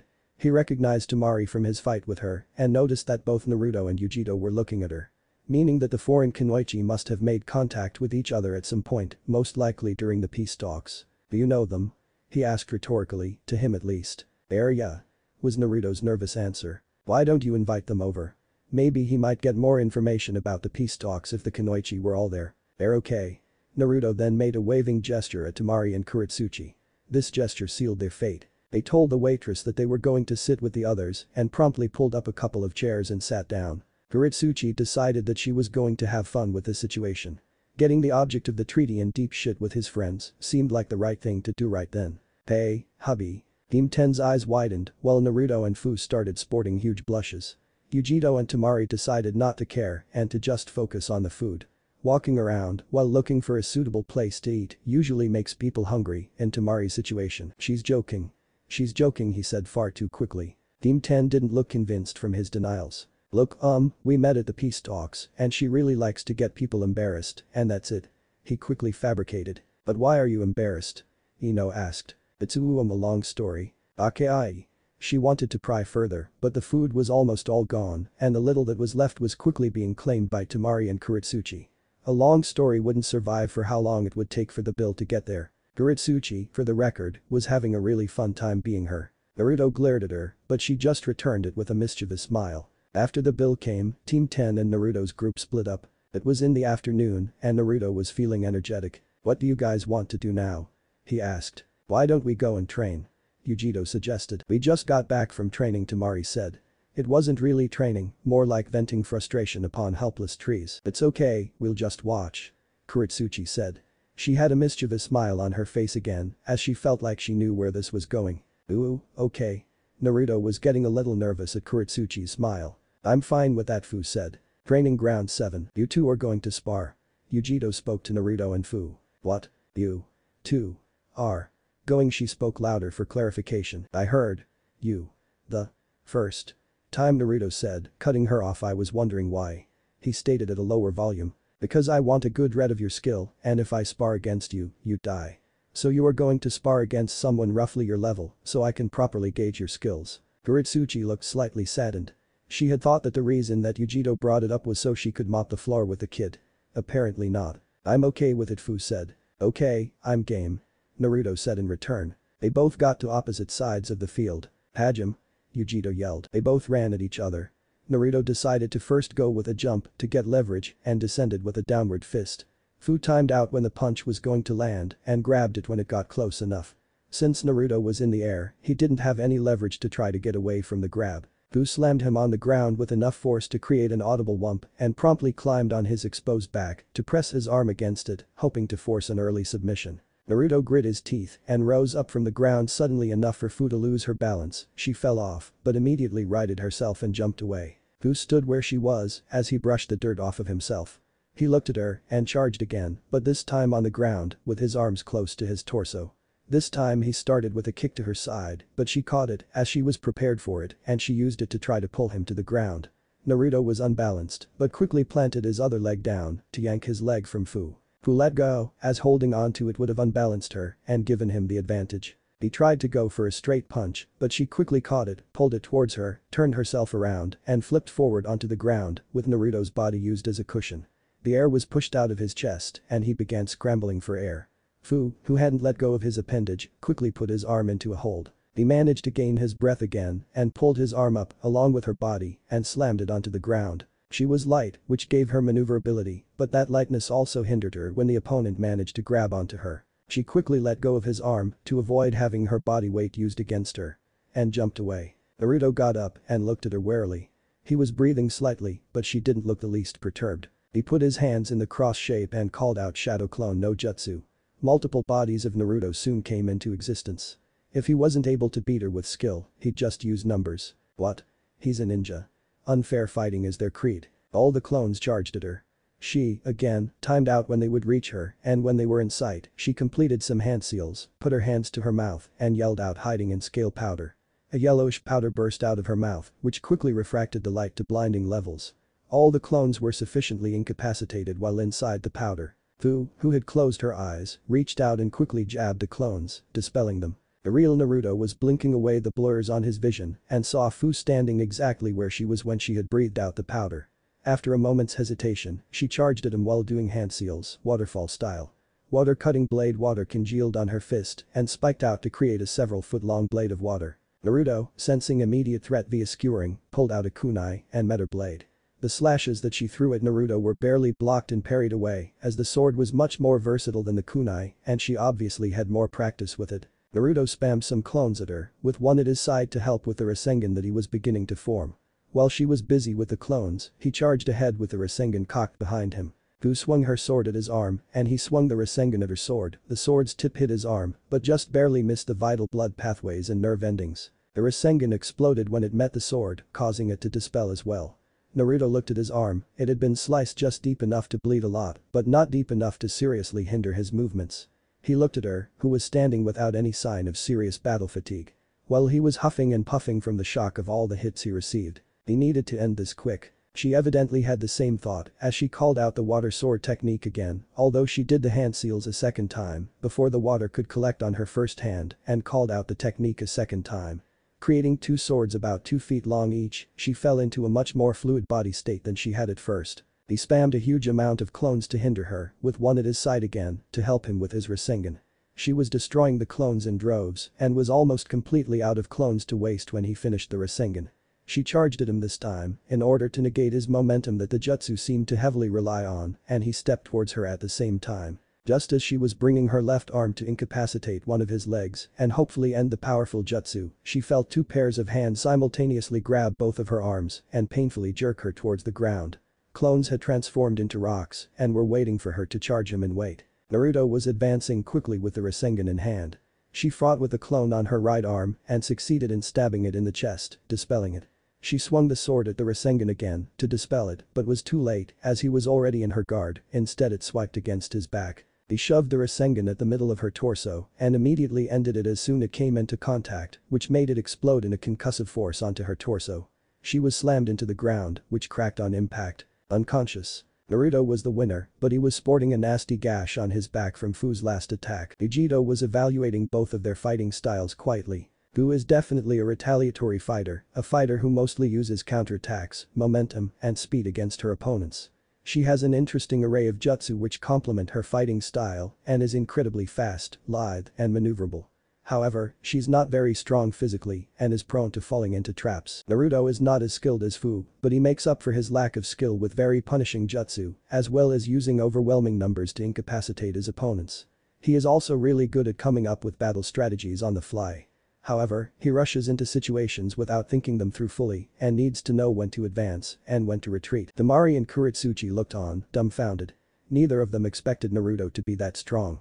Well, Temari had seen him fight Gaara, but it was still really weird for her to see that pipsqueak act so strong, or at least capable. The morning might have been horrible, but the afternoon of their first day of being married was at least exciting. Training Ground 7. Vegito knew rudimentary chakra healing.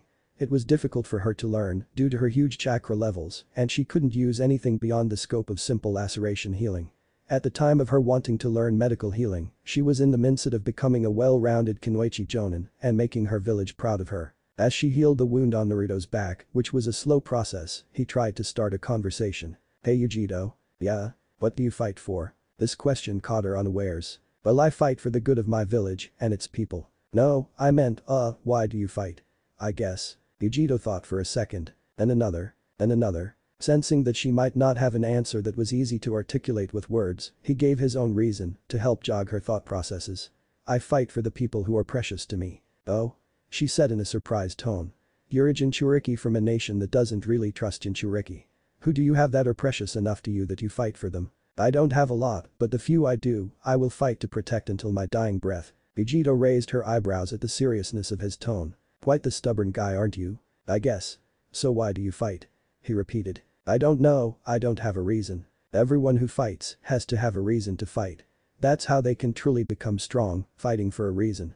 Naruto gave the same speech that Haku had given him about true strength. Vegito was silent for a while. "Don't you have anyone to fight for?" "Not anymore." That shut Naruto up really quick. "So what was up with you in the shared mindscape?" She asked her own question. "What do you mean?" "Well, when you first went in there, you were talking about how you took that team's chakra as rent, but then you started spewing apologies to it. That was quite the 180. "I don't know, I guess that when I heard about what he went through, I felt like I could relate to him a little. Pervy Sage had just given me a speech about understanding, and when the Kyuubi told us about the stuff that happened to him, I just kinda reacted." You don't really seem to plan out your moves ahead of time, do you? Boy. But it seems that it always works best for you in the end. Even if that conversation happened to end with the Kyuubi ejecting everyone out of the shared mindscape. Oh well, Kakashi-sensei did tell me that I was good at coming up with plans on the spot. The healing had finished by the time he was done talking. Unbeknownst to them, Kuretsuchi and Temari were having their own conversation next to the unconscious Fu. "I didn't think that he would have such powerful jutsu," Kuretsuchi said. Truly, a B-rank clone technique and an A-rank shape manipulation technique was quite the repertoire of ninja techniques. He was lacking in quantity but making up for it in quality.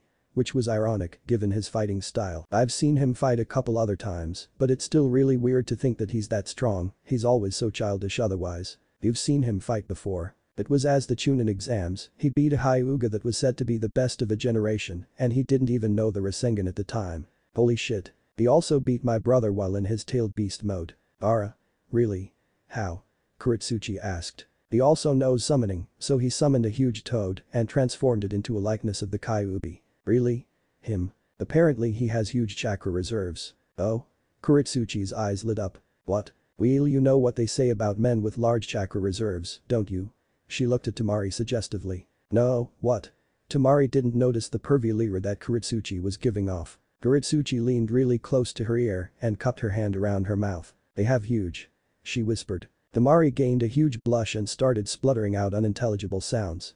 All the while Kuretsuchi was almost doubled over in laughter. This woke up Fu and attracted the attention of Naruto and Yujito. What's so funny? He asked, wanting to get in the fun. Nothing. Tamari shouted. Wait, what? Fu asked groggily. Kuretsuchi knelt down, leaned in close, and started whispering in her ear.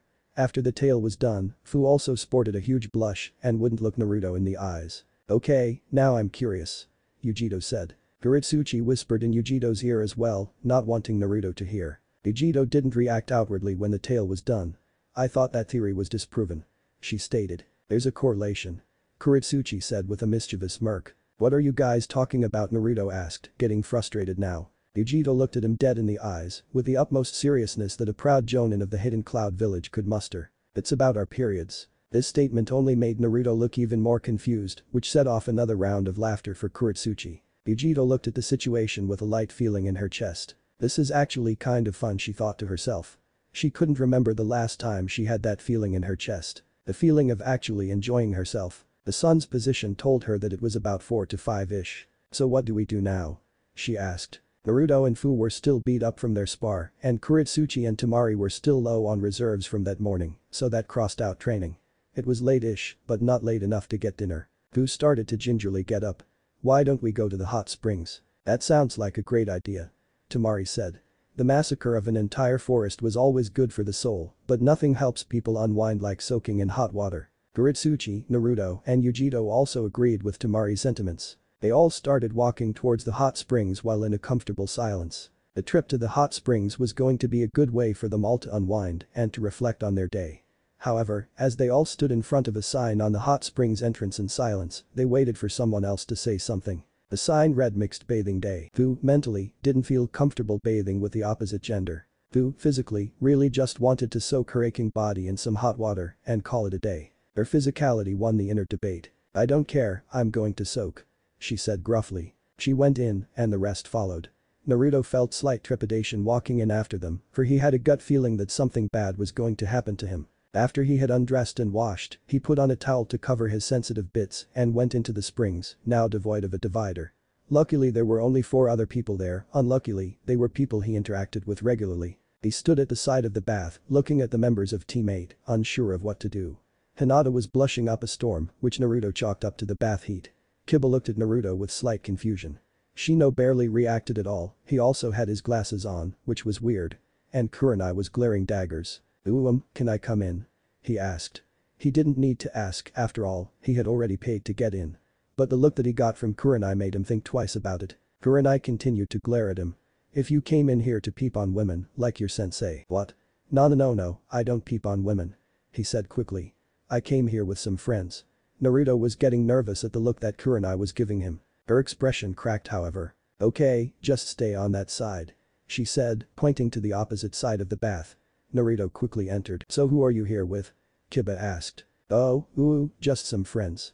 He said, while Kiba deadpanned. Yeah, I heard you the first time.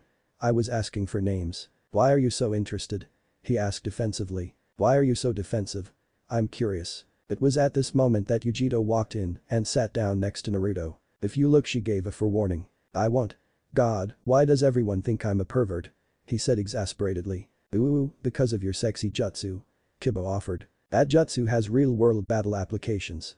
He said indignantly. No it doesn't, you're just a pervert. Yeah it does, and I'm not a pervert. So you go out into the open battlefield, get everyone to look at you, then you change into a naked blonde and everyone's out like a light. No, it's supposed to work on an individual level. What if the individual isn't a pervert or a woman? It's a trump card. Keep telling yourself that. You just created that jutsu so you could look at yourself in the mirror. What? Naruto turned a bright red. I've never done that once. I am willing to bet a large amount of money that that's the exact reason the jutsu was made. It wasn't. It so was. Who is she? Shino interrupted. Naruto looked at Yujito in realization. Oh, sorry, this is Yujito, and these people are Hinata, Shino, Kiba, and Kurenai-sensei. He said, gesturing to each of them in turn. Where are the others? He asked Yujito. Still getting ready. She said to him. It's nice to meet you. Yujito said, greeting the other occupants. Her chakra is abnormal, like yours. Shino said in monotone. This made her tense up immediately. She mumbled out. Naruto didn't know if Yujito being a Jinchuriki was a secret that needed to be kept. We can't tell you why Naruto got out with difficulty. Better safe than sorry. I wasn't looking for an explanation, I was just making an observation. This made Naruto and Yujito visibly relax. Oh Christ Shino you are a strange one. Naruto said, it felt like he almost had a heart attack. Shino looked on him passively. How do you know Naruto-kun? Hinata said quietly. We met yesterday at the peace talks, he's showing me around Konoha. Peace talks? You're from a different village? Kurenai asked. Cloud. Since when were we having peace talks with Cloud? I thought that we were still on bad terms after the Hyuga incident. The peace talks happened yesterday and it's a long story as to why it happened. Yujito stated. Enter Fu, Temari, and Kuretsuchi, who all sat down opposite of teammate. Fu moaned out when she hit the water. I love hot springs. There aren't any good ones in Waterfall. Or at least any that would let her in. Waterfall is in on the peace talks as well. Kurenai asked. Waterfall was on good terms with Konoha, but there weren't any formal treaties with it. Huh? Oh, the peace talks yeah, Waterfall is there too. She said offhandedly, not really caring at the moment. Yo, I'm Kuretsuchi of Stone, and this is Fu of Waterfall, and Temari of Sand. Kuretsuchi said, introducing the rest of their group. Hiba introduced teammate, while Kurenai's eyes went wide. There are peace talks with Stone, Sand, Cloud, and Waterfall. This wasn't just delegates coming to talk about peace treaties and trade agreements. This was the formation of an alliance. Yeah, Tsunade Granny is going to talk about it at her inauguration. Naruto said, sinking into the soothing waters of the spring. Should I be talking about this? Meh, I don't really care, Granny owes me Naruto thought to himself. All of Naruto's group began to thoroughly sink into relaxation. After about half an hour, Kuretsuchi's eyes opened with a mischievous glint and after about 5 minutes of inner debate over whether or not she should do what she was thinking of doing, she asked Naruto a question. Can you grab me the brush over there? She said, pointing out of the bath. Naruto's eyes opened up. Oh, sure. Naruto began to get up, paying special attention to keep the towel over his sensitive area. Just when he was out of the water, Kuretsuchi pinched an edge of his towel and pulled hard. The towel came off, he yelled in surprise and turned around to face Kuretsuchi, who still had his towel, inadvertently flashing all of the occupants of the bath. Hinata fainted and sunk into the water, Kiba's eyes grew wide, Shino didn't look the least bit perturbed and also went over to make sure Hinata didn't drown, Fu sported a mighty blush, Temari looked away quickly, Yujito stared without a care in the world and Kurenai's eyes opened up just in time to see the flashing. Her eyes narrowed just as fast and began to start a genjutsu. Naruto quickly covered himself. No. Wait, I don't. Ooh. Naruto, too flustered to talk, ran quickly back into the locker room area. Kuretsuchi was giggling madly. It wasn't that she wanted to see his junk, it was just that she found extreme pleasure in seeing him embarrassed. She twirled around his towel and looked at Yujito. See, I told you. Correlations. Correlations indeed. I'm going to check up on him. He didn't look to be in the best of emotional states when he ran off after all. She went into the locker room only to find a note reading. I'm at home. Yujito shrugged, walked into the bathing area and informed its other occupants. Fu looked at Kuretsuchi and asked, don't you think that was a bit much? Kuretsuchi gained her trademark mischievous smile. Oh. I didn't see you looking away. But, that's. Fu started to fumble for words. That's what I thought. Kuretsuchi said, ending the conversation. Back with Naruto, we would see him making a few pit stops at various stores before making his way back home. When Naruto's wives decided that they had enough of the hot springs, they headed back home as well. When they arrived, they saw that Naruto was busying himself with cooking dinner. It looked good, chicken, potatoes, and various other greens, all looking like they were cooked or in the process of being cooked to perfection. You can cook? Temari asked. I just follow the instructions on the book, it's no big deal. Still, this much. I wanted to make you guys feel a little bit more at home, Naruto responded angelically. A bit too angelically. The food was almost done, so everyone took spots at the dinner table. Naruto mentally marked where everyone was sitting and then brought the food over with a fox-like smirk on his lips all along the way. The food was really good. It wasn't perfect after all, perfection couldn't be expected from someone who had just made the dishes for the first time. But it did make everyone feel better about the arrangements that was forced upon them. If only slightly. Kuretsuchi felt particularly guilty for what she did at the baths. She didn't expect him to put it behind him so fast or that he would make such a delicious meal for all of them in spite of it. She felt an innate desire to apologize to him, but when she made eye contact with him and she saw such innocent, genuine eyes, the words died in her throat. How could she explain to him why she had done it? "I find pleasure in seeing you embarrassed" is hardly an acceptable apology. It's a really good thing that she didn't apologize, as Naruto might have felt bad for what was planning to do to her. He still would have done it, but he would have felt slightly guilty about it. "So Yujito, you never did tell us how we did in our spar," Fu stated. "Oh yeah," Yujito paused to swallow the food in her mouth. "Well, she pointed to Naruto, need to work on Taijutsu or at least the grappling and counter-evasion aspect of it. Fu would have won multiple times over before the spar ended with all of the holds she put you in." Yujito paused again to stuff her face full of food and swallow. "And she pointed to Fu this time, need to work on foresight. Or at least consider any traps or ambushes that the enemy might have made." "What about Naruto?" Tamari said, cutting in. He rushed into every engagement. He only rushed in when he knew that Fu couldn't have made any traps, such as with the Taijutsu engagements. After that, he had clones attack Fu before he went in. Naruto smiled with a mouth full of food and started scratching the back of his head in embarrassment. He hadn't actually done that purposefully, that was just how it worked out for him. "Hey Yujito?" asked Naruto, "how do I go into my mindscape by myself?" "You just think hard about it." Okay, define think hard. Stop thinking of anything other than the Kyuubi or the mindscape and you'll get sucked right in. It might be hard the first few times, but you'll get used to it. Do you have anything to ask it? "Nothing really, I just thought that the Kyuubi might get lonely and would want someone to talk to." Yujito and Matatabi have never really conversed other than when necessary, but they both have a grudging respect and trust in each other. That trust is needed when the tailed beast is given free reign of the mindscape. Although she knew that Bee and Jayuki talked a lot, she had always thought of Bee as a very unique shinobi. So she was slightly surprised when she heard Naruto basically say that he was going the friendship route. Well, be careful, the tailed beasts aren't the most sociable of things. Okay. At this point the food was almost all eaten up and everyone had decided to go to bed early. As they hadn't had the best of awakenings the prior morning. Everyone went to their rooms and Naruto to the couch again. He put on his trusty penguin sleeping hat and started to feign sleep. Naruto waited until he heard snoring from Kuretsuchi's and Fu's room before he snuck in and enacted his plan. Yujito woke up extremely thirsty and started to wonder whether or not she should leave the confines of her king-sized bed to get some water. However, soon the thirst became so unbearable that she had no other choice than to walk to the kitchen to get some water. On her way back from the kitchen, she noticed Naruto sleeping on the couch. Or, more accurately, she noticed the position that he was sleeping in. It looked really uncomfortable. He even had a pained expression on his face as he slept. She knew that she should have just let it alone, but upon remembering the dinner that he made everyone and his embarrassing scene at the bathhouse, she figured that he could at least use some comfortable sleep. He was just a kid, after all. She walked over and tried to position his body in a more comfortable state. Which only made it look worse.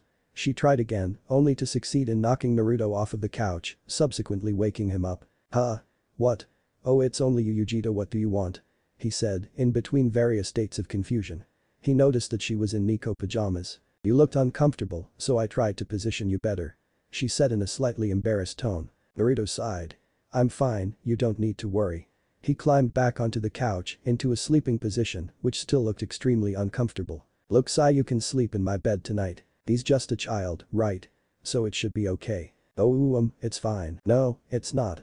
That couch looks really uncomfortable." It was true. That couch was definitely not designed for being slept upon. "If it's really okay, just stick to your side and I'll stick to mine." She gave him a small smile. Naruto smiled back at her. He was having trouble sleeping. He had never slept in the same bed with someone else, so he didn't know the etiquette.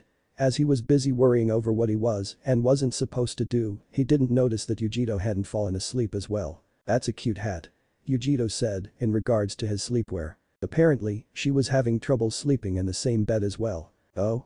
Thanks." Naruto was slightly surprised as he thought that she had fallen asleep. "Having trouble falling asleep?" she asked. "Yeah, I've never slept in the same bed with someone else before."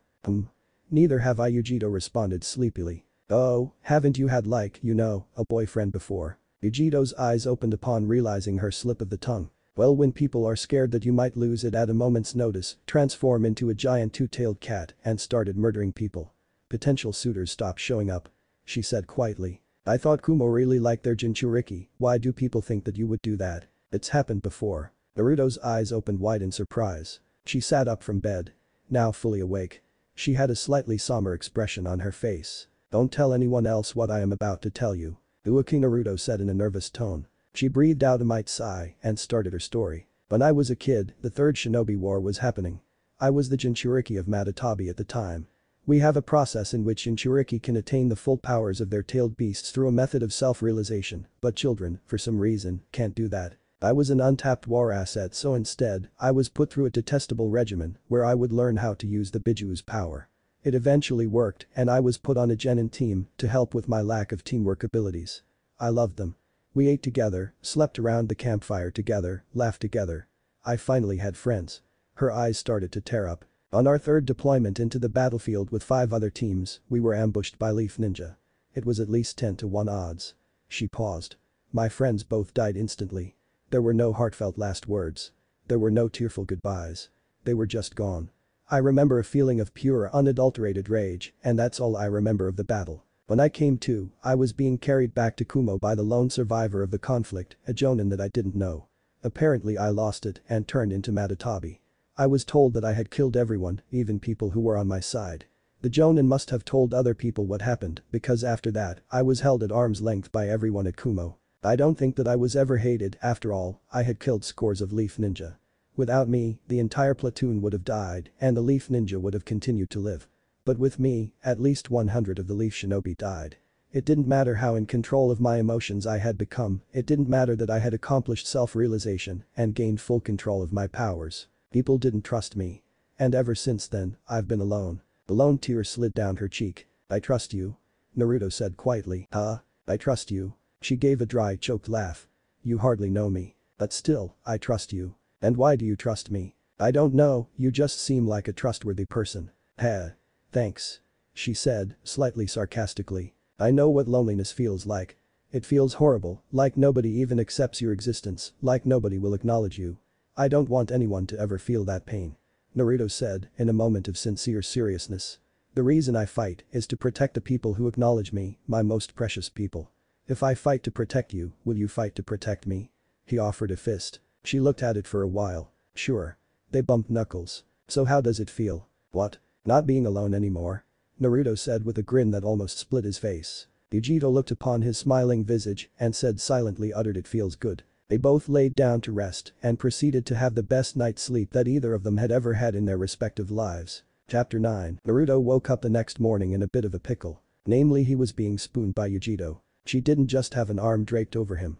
She was completely hugging him, with both her arms and legs holding on tight to him. It was the type of hold that someone would expect another to use on a teddy bear or a hugging pillow. The perfect glump. Needless to say, Naruto couldn't break free. Not without waking up Yujito, and he was very afraid of what would happen if she was suddenly awoken while they were in that position. They might have bonded last night, but Naruto still didn't understand the enigma that was the female mind. So he went back to sleep, it was rather comfortable in that position after all. And since she was the big spoon, once she woke up, she wouldn't be able to blame him. Kuretsuchi woke up the next morning in a bit of a pickle as well. Namely, all of her clothes that she took with her via storage seal were dyed a bright neon pink. The only other thing that she had that wasn't dyed pink was her sleepwear, which consisted of black mesh panties and a plain white t-shirt. She couldn't go outside in either wear. She quickly put on pink pants and stormed out of her room to look for Naruto. Fu was just glad that the source of the snoring had vanished and that she was able to get some more shut-eye. Kuretsuchi checked the entire house, sans Tamari's or Yujito's rooms, but couldn't find him. He must have gone to mission assignment or something, Kuretsuchi figured. She wouldn't be able to go back to sleep, not since she was so fired up at the moment.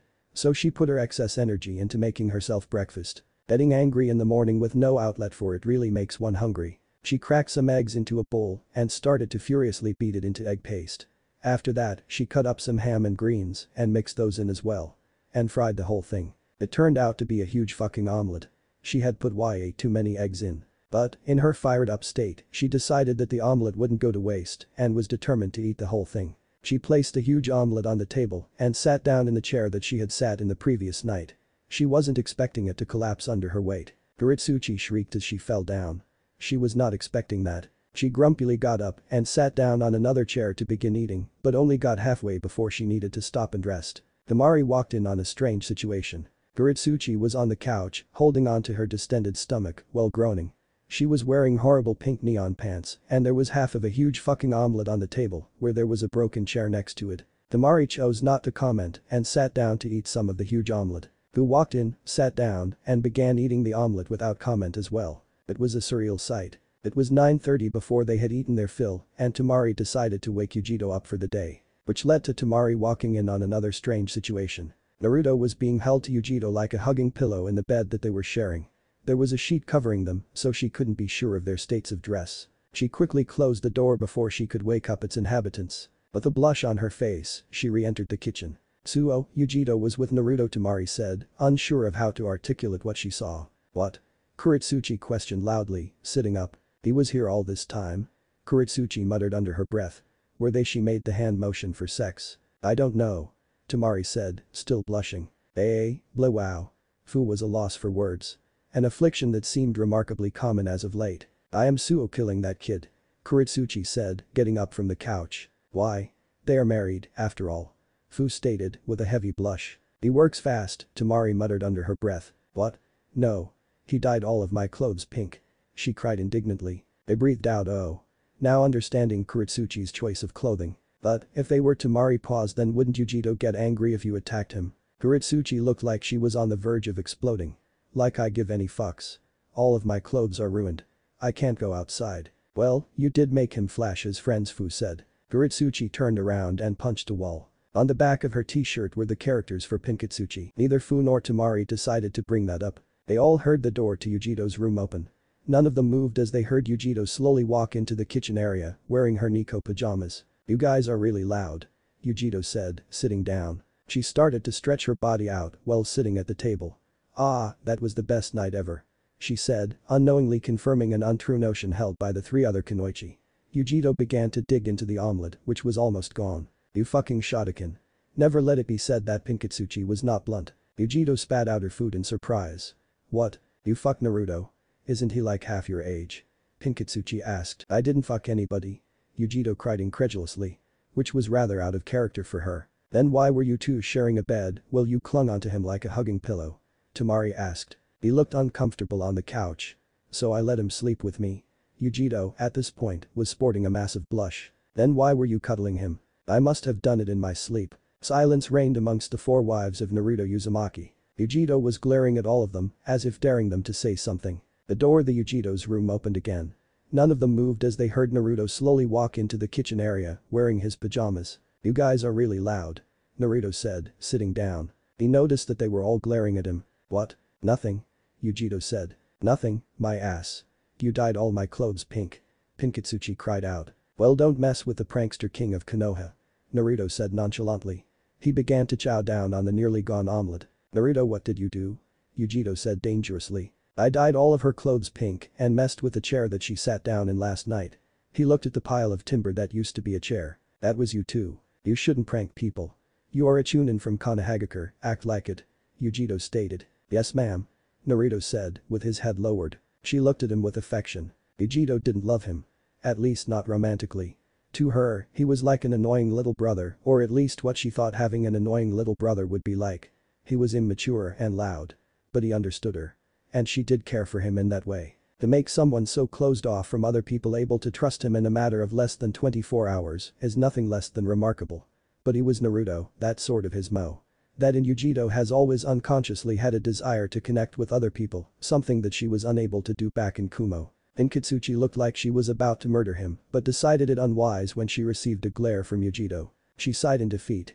"Hey Tamari, I'm going to borrow some of your clothes." Tamari didn't deny her that luxury. When Yujito's attention was drawn back to breakfast, Naruto looked over his shoulder and started making faces at Pinkatsuchi. Her left eyebrow began to twitch violently. "I am Suo getting him back for this." Some ninja continue the cycle of hatred through senseless killing and a lack of understanding. Kuretsuchi and Naruto would continue the cycle of pranks though lots of glue, rubber, dye, and absolutely no apologies. And it would be glorious. To them at least. Front gates of Konoha. Team 7's mission had not gone well. It was a success, but it would not be an understatement to say that the mission went fuber. It had ended with Sasuke and Sakura knocked out due to injuries and Kakashi carrying both of them back to Konoha. Nobody was in a good mood. Or more accurately to say, nobody would be in a good mood once everyone was woken up. After handing both of them to the hospital, he headed down to the mission assignment to give his report. Back at the house. "Hey Fu, can you help me with my taijutsu?" Naruto asked, using the sweetest voice that he could conjure. "I can, yada. But what's in it for me?" she said with a smirk on her face. Naruto deflated. But quickly rose up to the challenge. "What do you want?" "Well, I don't want anything at the moment," she replied cheekily. "I'll owe you one," Naruto said enticingly. "And what would you owe me?" "Anything." She looked at him with slight mischief in her eyes. Within reason he quickly added once he saw the look in her eyes.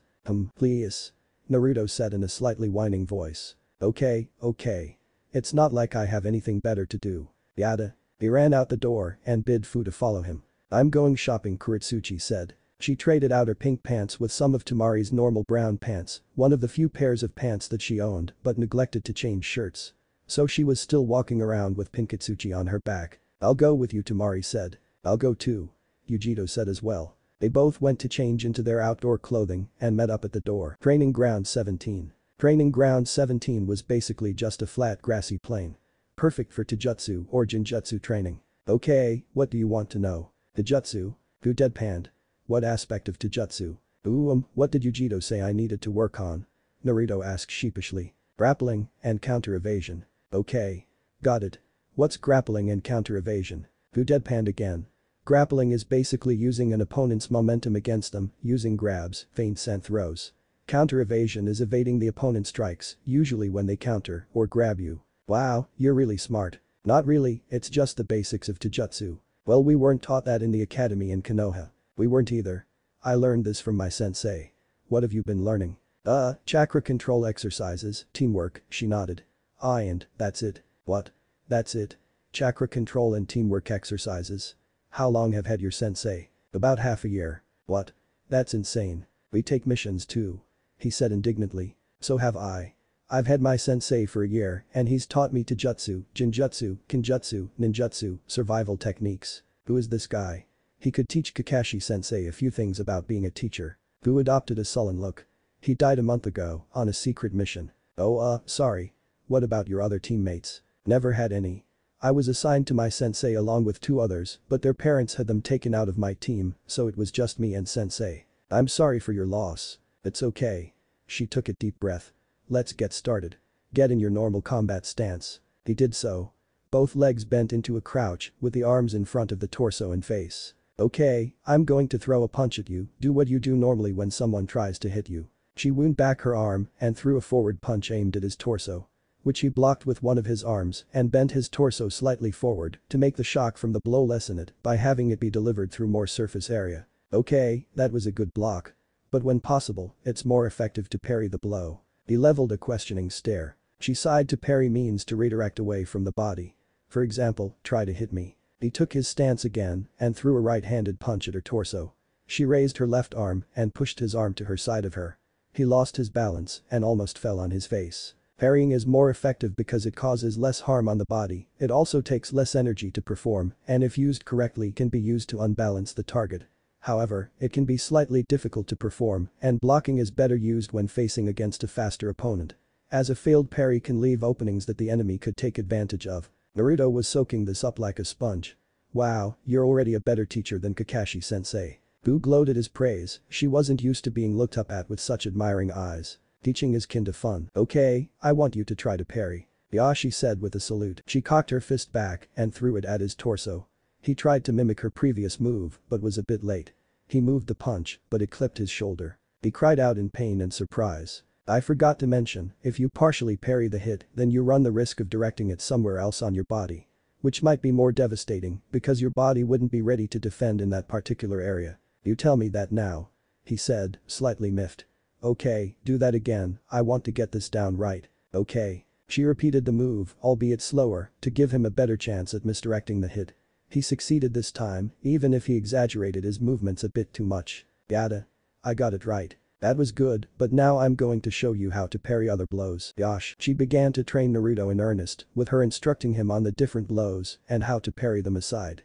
It took up most of the rest of the morning and a good chunk of the afternoon for him to get the moves down. They were both huffing slightly after the strenuous training. "You've got the moves down, but now you have to map them to muscle memory," she said. "What?" In all Taijutsu matches, you don't get the opportunity to think about your next move when you're trading blows. So you have to go through Taijutsu movements often enough that when you are fighting, your body reacts to the enemy's movements without you having to think about it. Naruto said in realization. He sat down on the grass. Can we take a break? He asked. Yeah. Sure. She sat down as well. He clasped his hands together, closed his eyes, and scrunched up his brow. What are you doing? I'm trying to enter my mindscape while my body rests. Oh, smart. I should probably do that too. Naruto began to devoid any thoughts from entering his mind other than that of the Kyuubi and the mindscape. It was surprisingly difficult as his brain was always trying to wander off onto other subjects. He opened his eyes to exclaim how impossible it was to focus on one thing, but his words died in his mouth. Before him was the Kyuubi no Kitsune in all of its nine-tailed glory. It opened its red eyes. Its glare was red as well, which was abnormal, as usually only the iris was red. What do you want, pitiful human? I just want to talk. Silence permeated the mindscape. Leave the Kyuubi closed its eyes and settled back down to sleep. No. Its eyes opened up, this time in anger. Leave, you pitiful human, I have no words to trade with you. The Kyuubi all but shouted at him. No. The Kyuubi roared at him. It was an ear-deafening, heart-rending shout that bespoke only of hatred and malice. Why? Won't you? Damn. Humans. Just. Leave. Me. Alone. For. Once. In. My. Life. Naruto stood his ground. Because I don't want anyone to know the pain of being alone. The Kyuubi was huffing and puffing, it eventually laid back down, gave one more tremendous exhale, and leveled a glare at Naruto. You aren't going to leave me alone. Are you? The Kyuubi asked exasperatedly. Nope. The Kyuubi gave another sigh. But remained silent. Naruto decided to begin the conversation. What gender are you? This caught the Kyuubi's attention. I don't have one. Why do you ask? Or more importantly, why do you need to know? Well, when you were talking to the Niibi and the Hachibi, you all called each other it and I was curious why you did that. Also, how can you not have a gender? The Kyuubi sighed again, it really didn't want to talk right now. I am a huge amount of chakra that has gained sentience over itself. I don't have a gender because I can't reproduce. So, I lack a pronoun other than it. But you sound like a male, is it okay if I call you he? Is it okay if I call you she? I don't have a gender, but that means that I don't identify with either female or male. Just refer to me by it or the Kyuubi. But when something is called it, that means that it's an object without any sentience. So invent a new gender-neutral pronoun that can be used on beings of either no or an unspecified gender. But until you do that, call me it. That appeared to be the end of the discussion because the Kyuubi got up and turned around to lay down. It also flattened its ears against its head, signifying the lack of a want to listen anymore. Fu was having a very different discussion in her mindscape. Tia, I'm Chimay, but you can call me Lucky Number 7. Fu deadpanned. This talking to your Biju thing was going to be easier than she expected. Training Ground 17, Physical World. Hey Naruto, wake up, Tenten screamed into Naruto's ear. He was as still as stone. This was weird. Tenten and Neji had just walked into their favorite training ground and they had been greeted with the sight of Naruto meditating on the ground next to an unknown Kunoichi. Both of whom wouldn't react in the slightest to their prodding. Do you think something's wrong? She asked Neji. I don't know. Do you recognize the Kunoichi? Nope. Naruto's eyes opened suddenly. I don't think Naruto went silent when he realized that he and Fu had visitors. Hey Tenten, hey Neji. He said amiably. Hey Naruto. So what were you doing just now? And who is she? Tenten asked. I was just meditating. And this is Fu. He gestured to the meditating Kunoichi. So you came over here just to meditate? Asked Neji. Well, we were doing training before that. Oh. Neji, I want to try something. Naruto got up and stretched a bit. Try to hit me. What? Just do it. Okay. Neji slowly got into his gentle fist stance and threw a palm strike at Naruto. It was a simple palm strike towards the torso. One which Naruto read a mile away and was able to redirect away from him. Neji, who was surprised by the parry, lost his balance and stumbled to the side. Pretty cool, huh? Fu's been teaching me how to parry. Naruto said with pride. Isn't parrying a term used for kinjutsu techniques? Tenten asked. I don't know, Fu said that it was used in taijutsu. Well, you certainly surprised me. Neji said. So how has bushy brows been? Was Granny able to fix him? They both grew somber expressions. Lee has a 50% of surviving the operation. He and Guy talked it over and they decided to go through with it. Tenten said. Oh that sucks. Naruto said, unsure of what is proper to say in that situation. Yeah, it does. Fu woke up suddenly, interrupting Tenten mid-sentence. You'll never guess Fu grew silent as well after noticing the company. Hey Fu, this is Neji and Tenten. He gestured to the two shinobi. What were you going to say? Well, I don't think that I should in present company. Fu said evasively. Why wouldn't we be able to hear it? Tenten asked. It's a secret. Nice one, Fu. Okay. Tenten didn't pry any further. Your mission was a success, I presume. Niji said. Oh, I never went on the mission. Pervy Sage needed to talk to me right before they left. Well, I heard that it went pretty badly, both Sakura and Sasuke were hospitalized. What? Are they okay? Yeah, they're both walking around thanks to Tsunade-sama.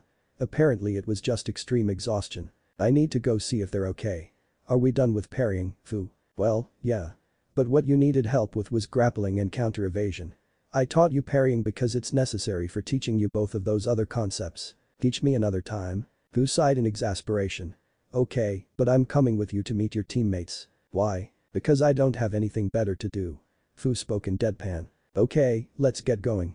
Naruto sped off to the hospital with Fu in tow. Both Tenten and Niji looked on at the pair. Well, that was different than usual. Tenten said. It was. Niji said in agreement. Hidden sound base. And how accurate is this information? Orochimaru asked Kabuto from his sickbed. Extremely, sir. All 4 cages have been seen having discussions and I have seen the 5 Jinchuriki for myself. Orochimaru growled. This was going to substantially complicate his getting Sasuke away from Konoha plan.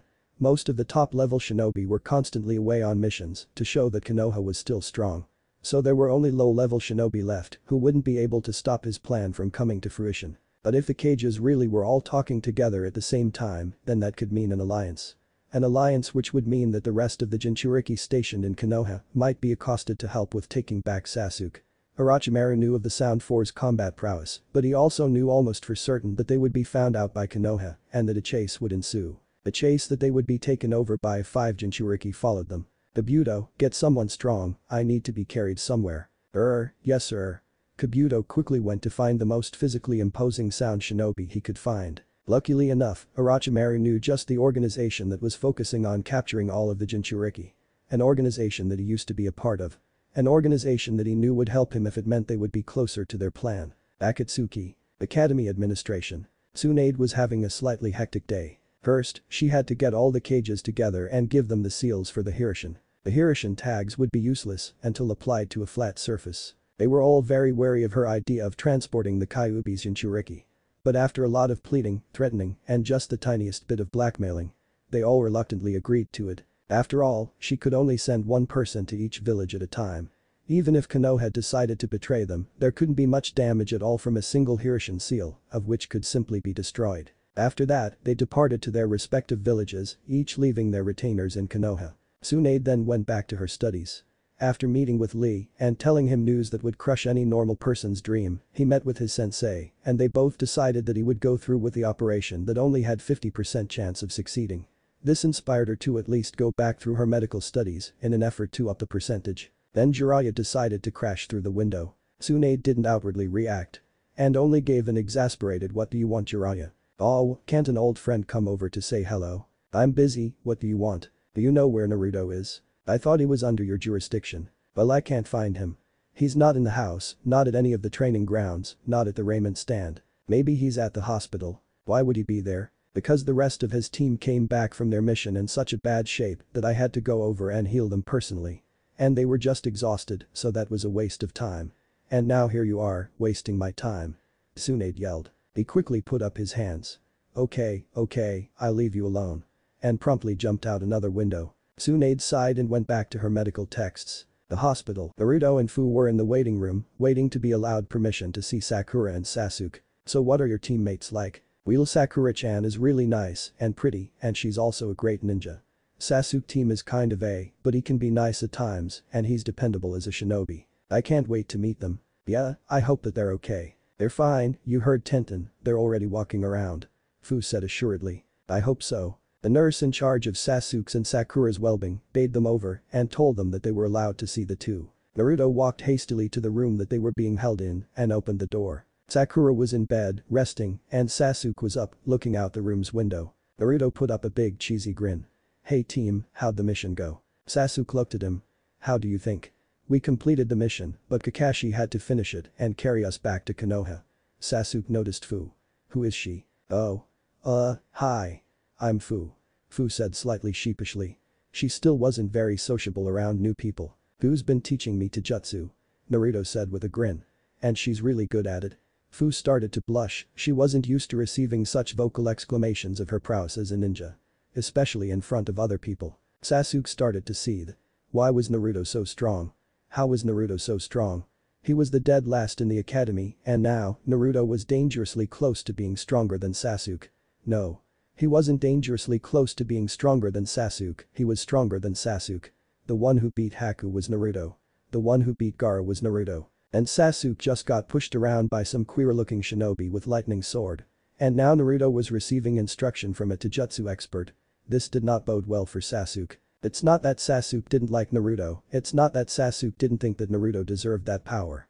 No, it's just that Sasuke felt useless and weak next to Naruto. He made up his mind to kill his brother and avenge his clan, he wouldn't be able to do that with how weak he was. Sasuke glared at Naruto and unveiled his Sharingan. Unnerving both Naruto and Fu. He was also very frustrated and the constant pain of the curse mark didn't help in the slightest. Naruto, fight me. Fight me. Like, right now. On the roof right now. But you're injured. Tsunade just healed me. What's wrong? I thought you had wanted to fight.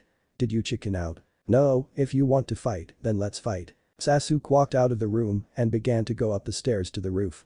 Naruto followed him. Fu gave Naruto a queer look, which he just responded with a shrug. Once they were up on the roof, they stood across from each other. I've been waiting to fight you for a long time, team. Whatever you say, failure. Sasuke adopted a battle stance. First, put on your headband. HMPH, you won't be able to put a single scratch on my head, so why bother? That's not it, the headband signifies that we are equal shinobi of the hidden leaf. You will never be my equal, failure. Put it on. Sasuke, instead, rushed Naruto. When he got close enough, Sasuke threw a punch at Naruto. Naruto had been waiting and pushed the oncoming fist to the side of him, causing Sasuke to stumble slightly. Naruto took advantage of the opening and threw a punch at Sasuke's face. The fist was blocked and Sasuke jumped back to give himself some space. The failure has been training. Woohoo, I actually pulled off that parry. Fu, who had been watching on the sidelines, gave a light smile. Sasuke charged at Naruto once again, this time going in for a side kick.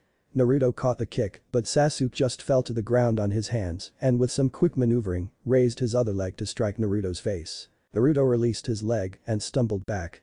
Sasuke jumped to his feet and rushed him, throwing quick successive punches at the blonde.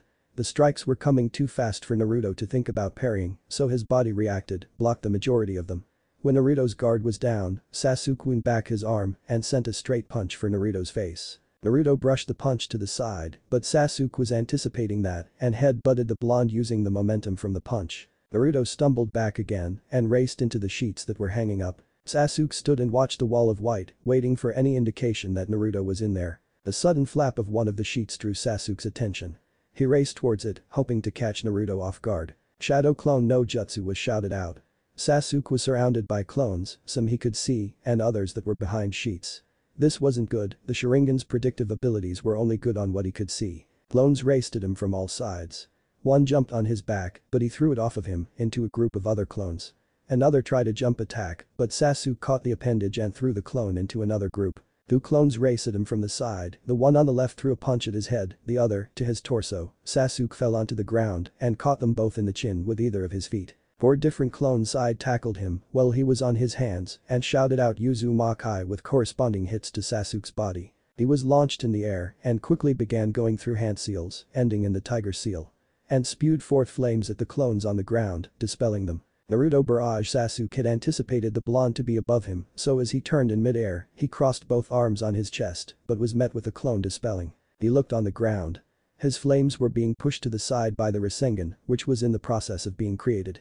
Sasuke went through hand seals and shouted Chidori, who was getting worried but chose not to intervene. Kakashi was sleeping soundly in the hospital below. Sasuke was getting closer and closer and just when he began to thrust out his Chidori, Naruto dispelled his Rasengan and threw all the weight he had into pushing the hand with the Chidori away from him.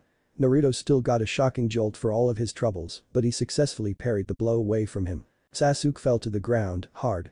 His Chidori had dispelled and he tried to get up, but Naruto jumped on him and put his arm behind his back. I win, team. This was the scene that Jiraiya jumped in on. What if Naruto has arranged marriage harem? Thanks for watching my video till the end. If you enjoy this content, then do consider subscribing to my channel and leave a like if you guys need the next part, comment down, and thanks for watching the video and see you guys in the next video.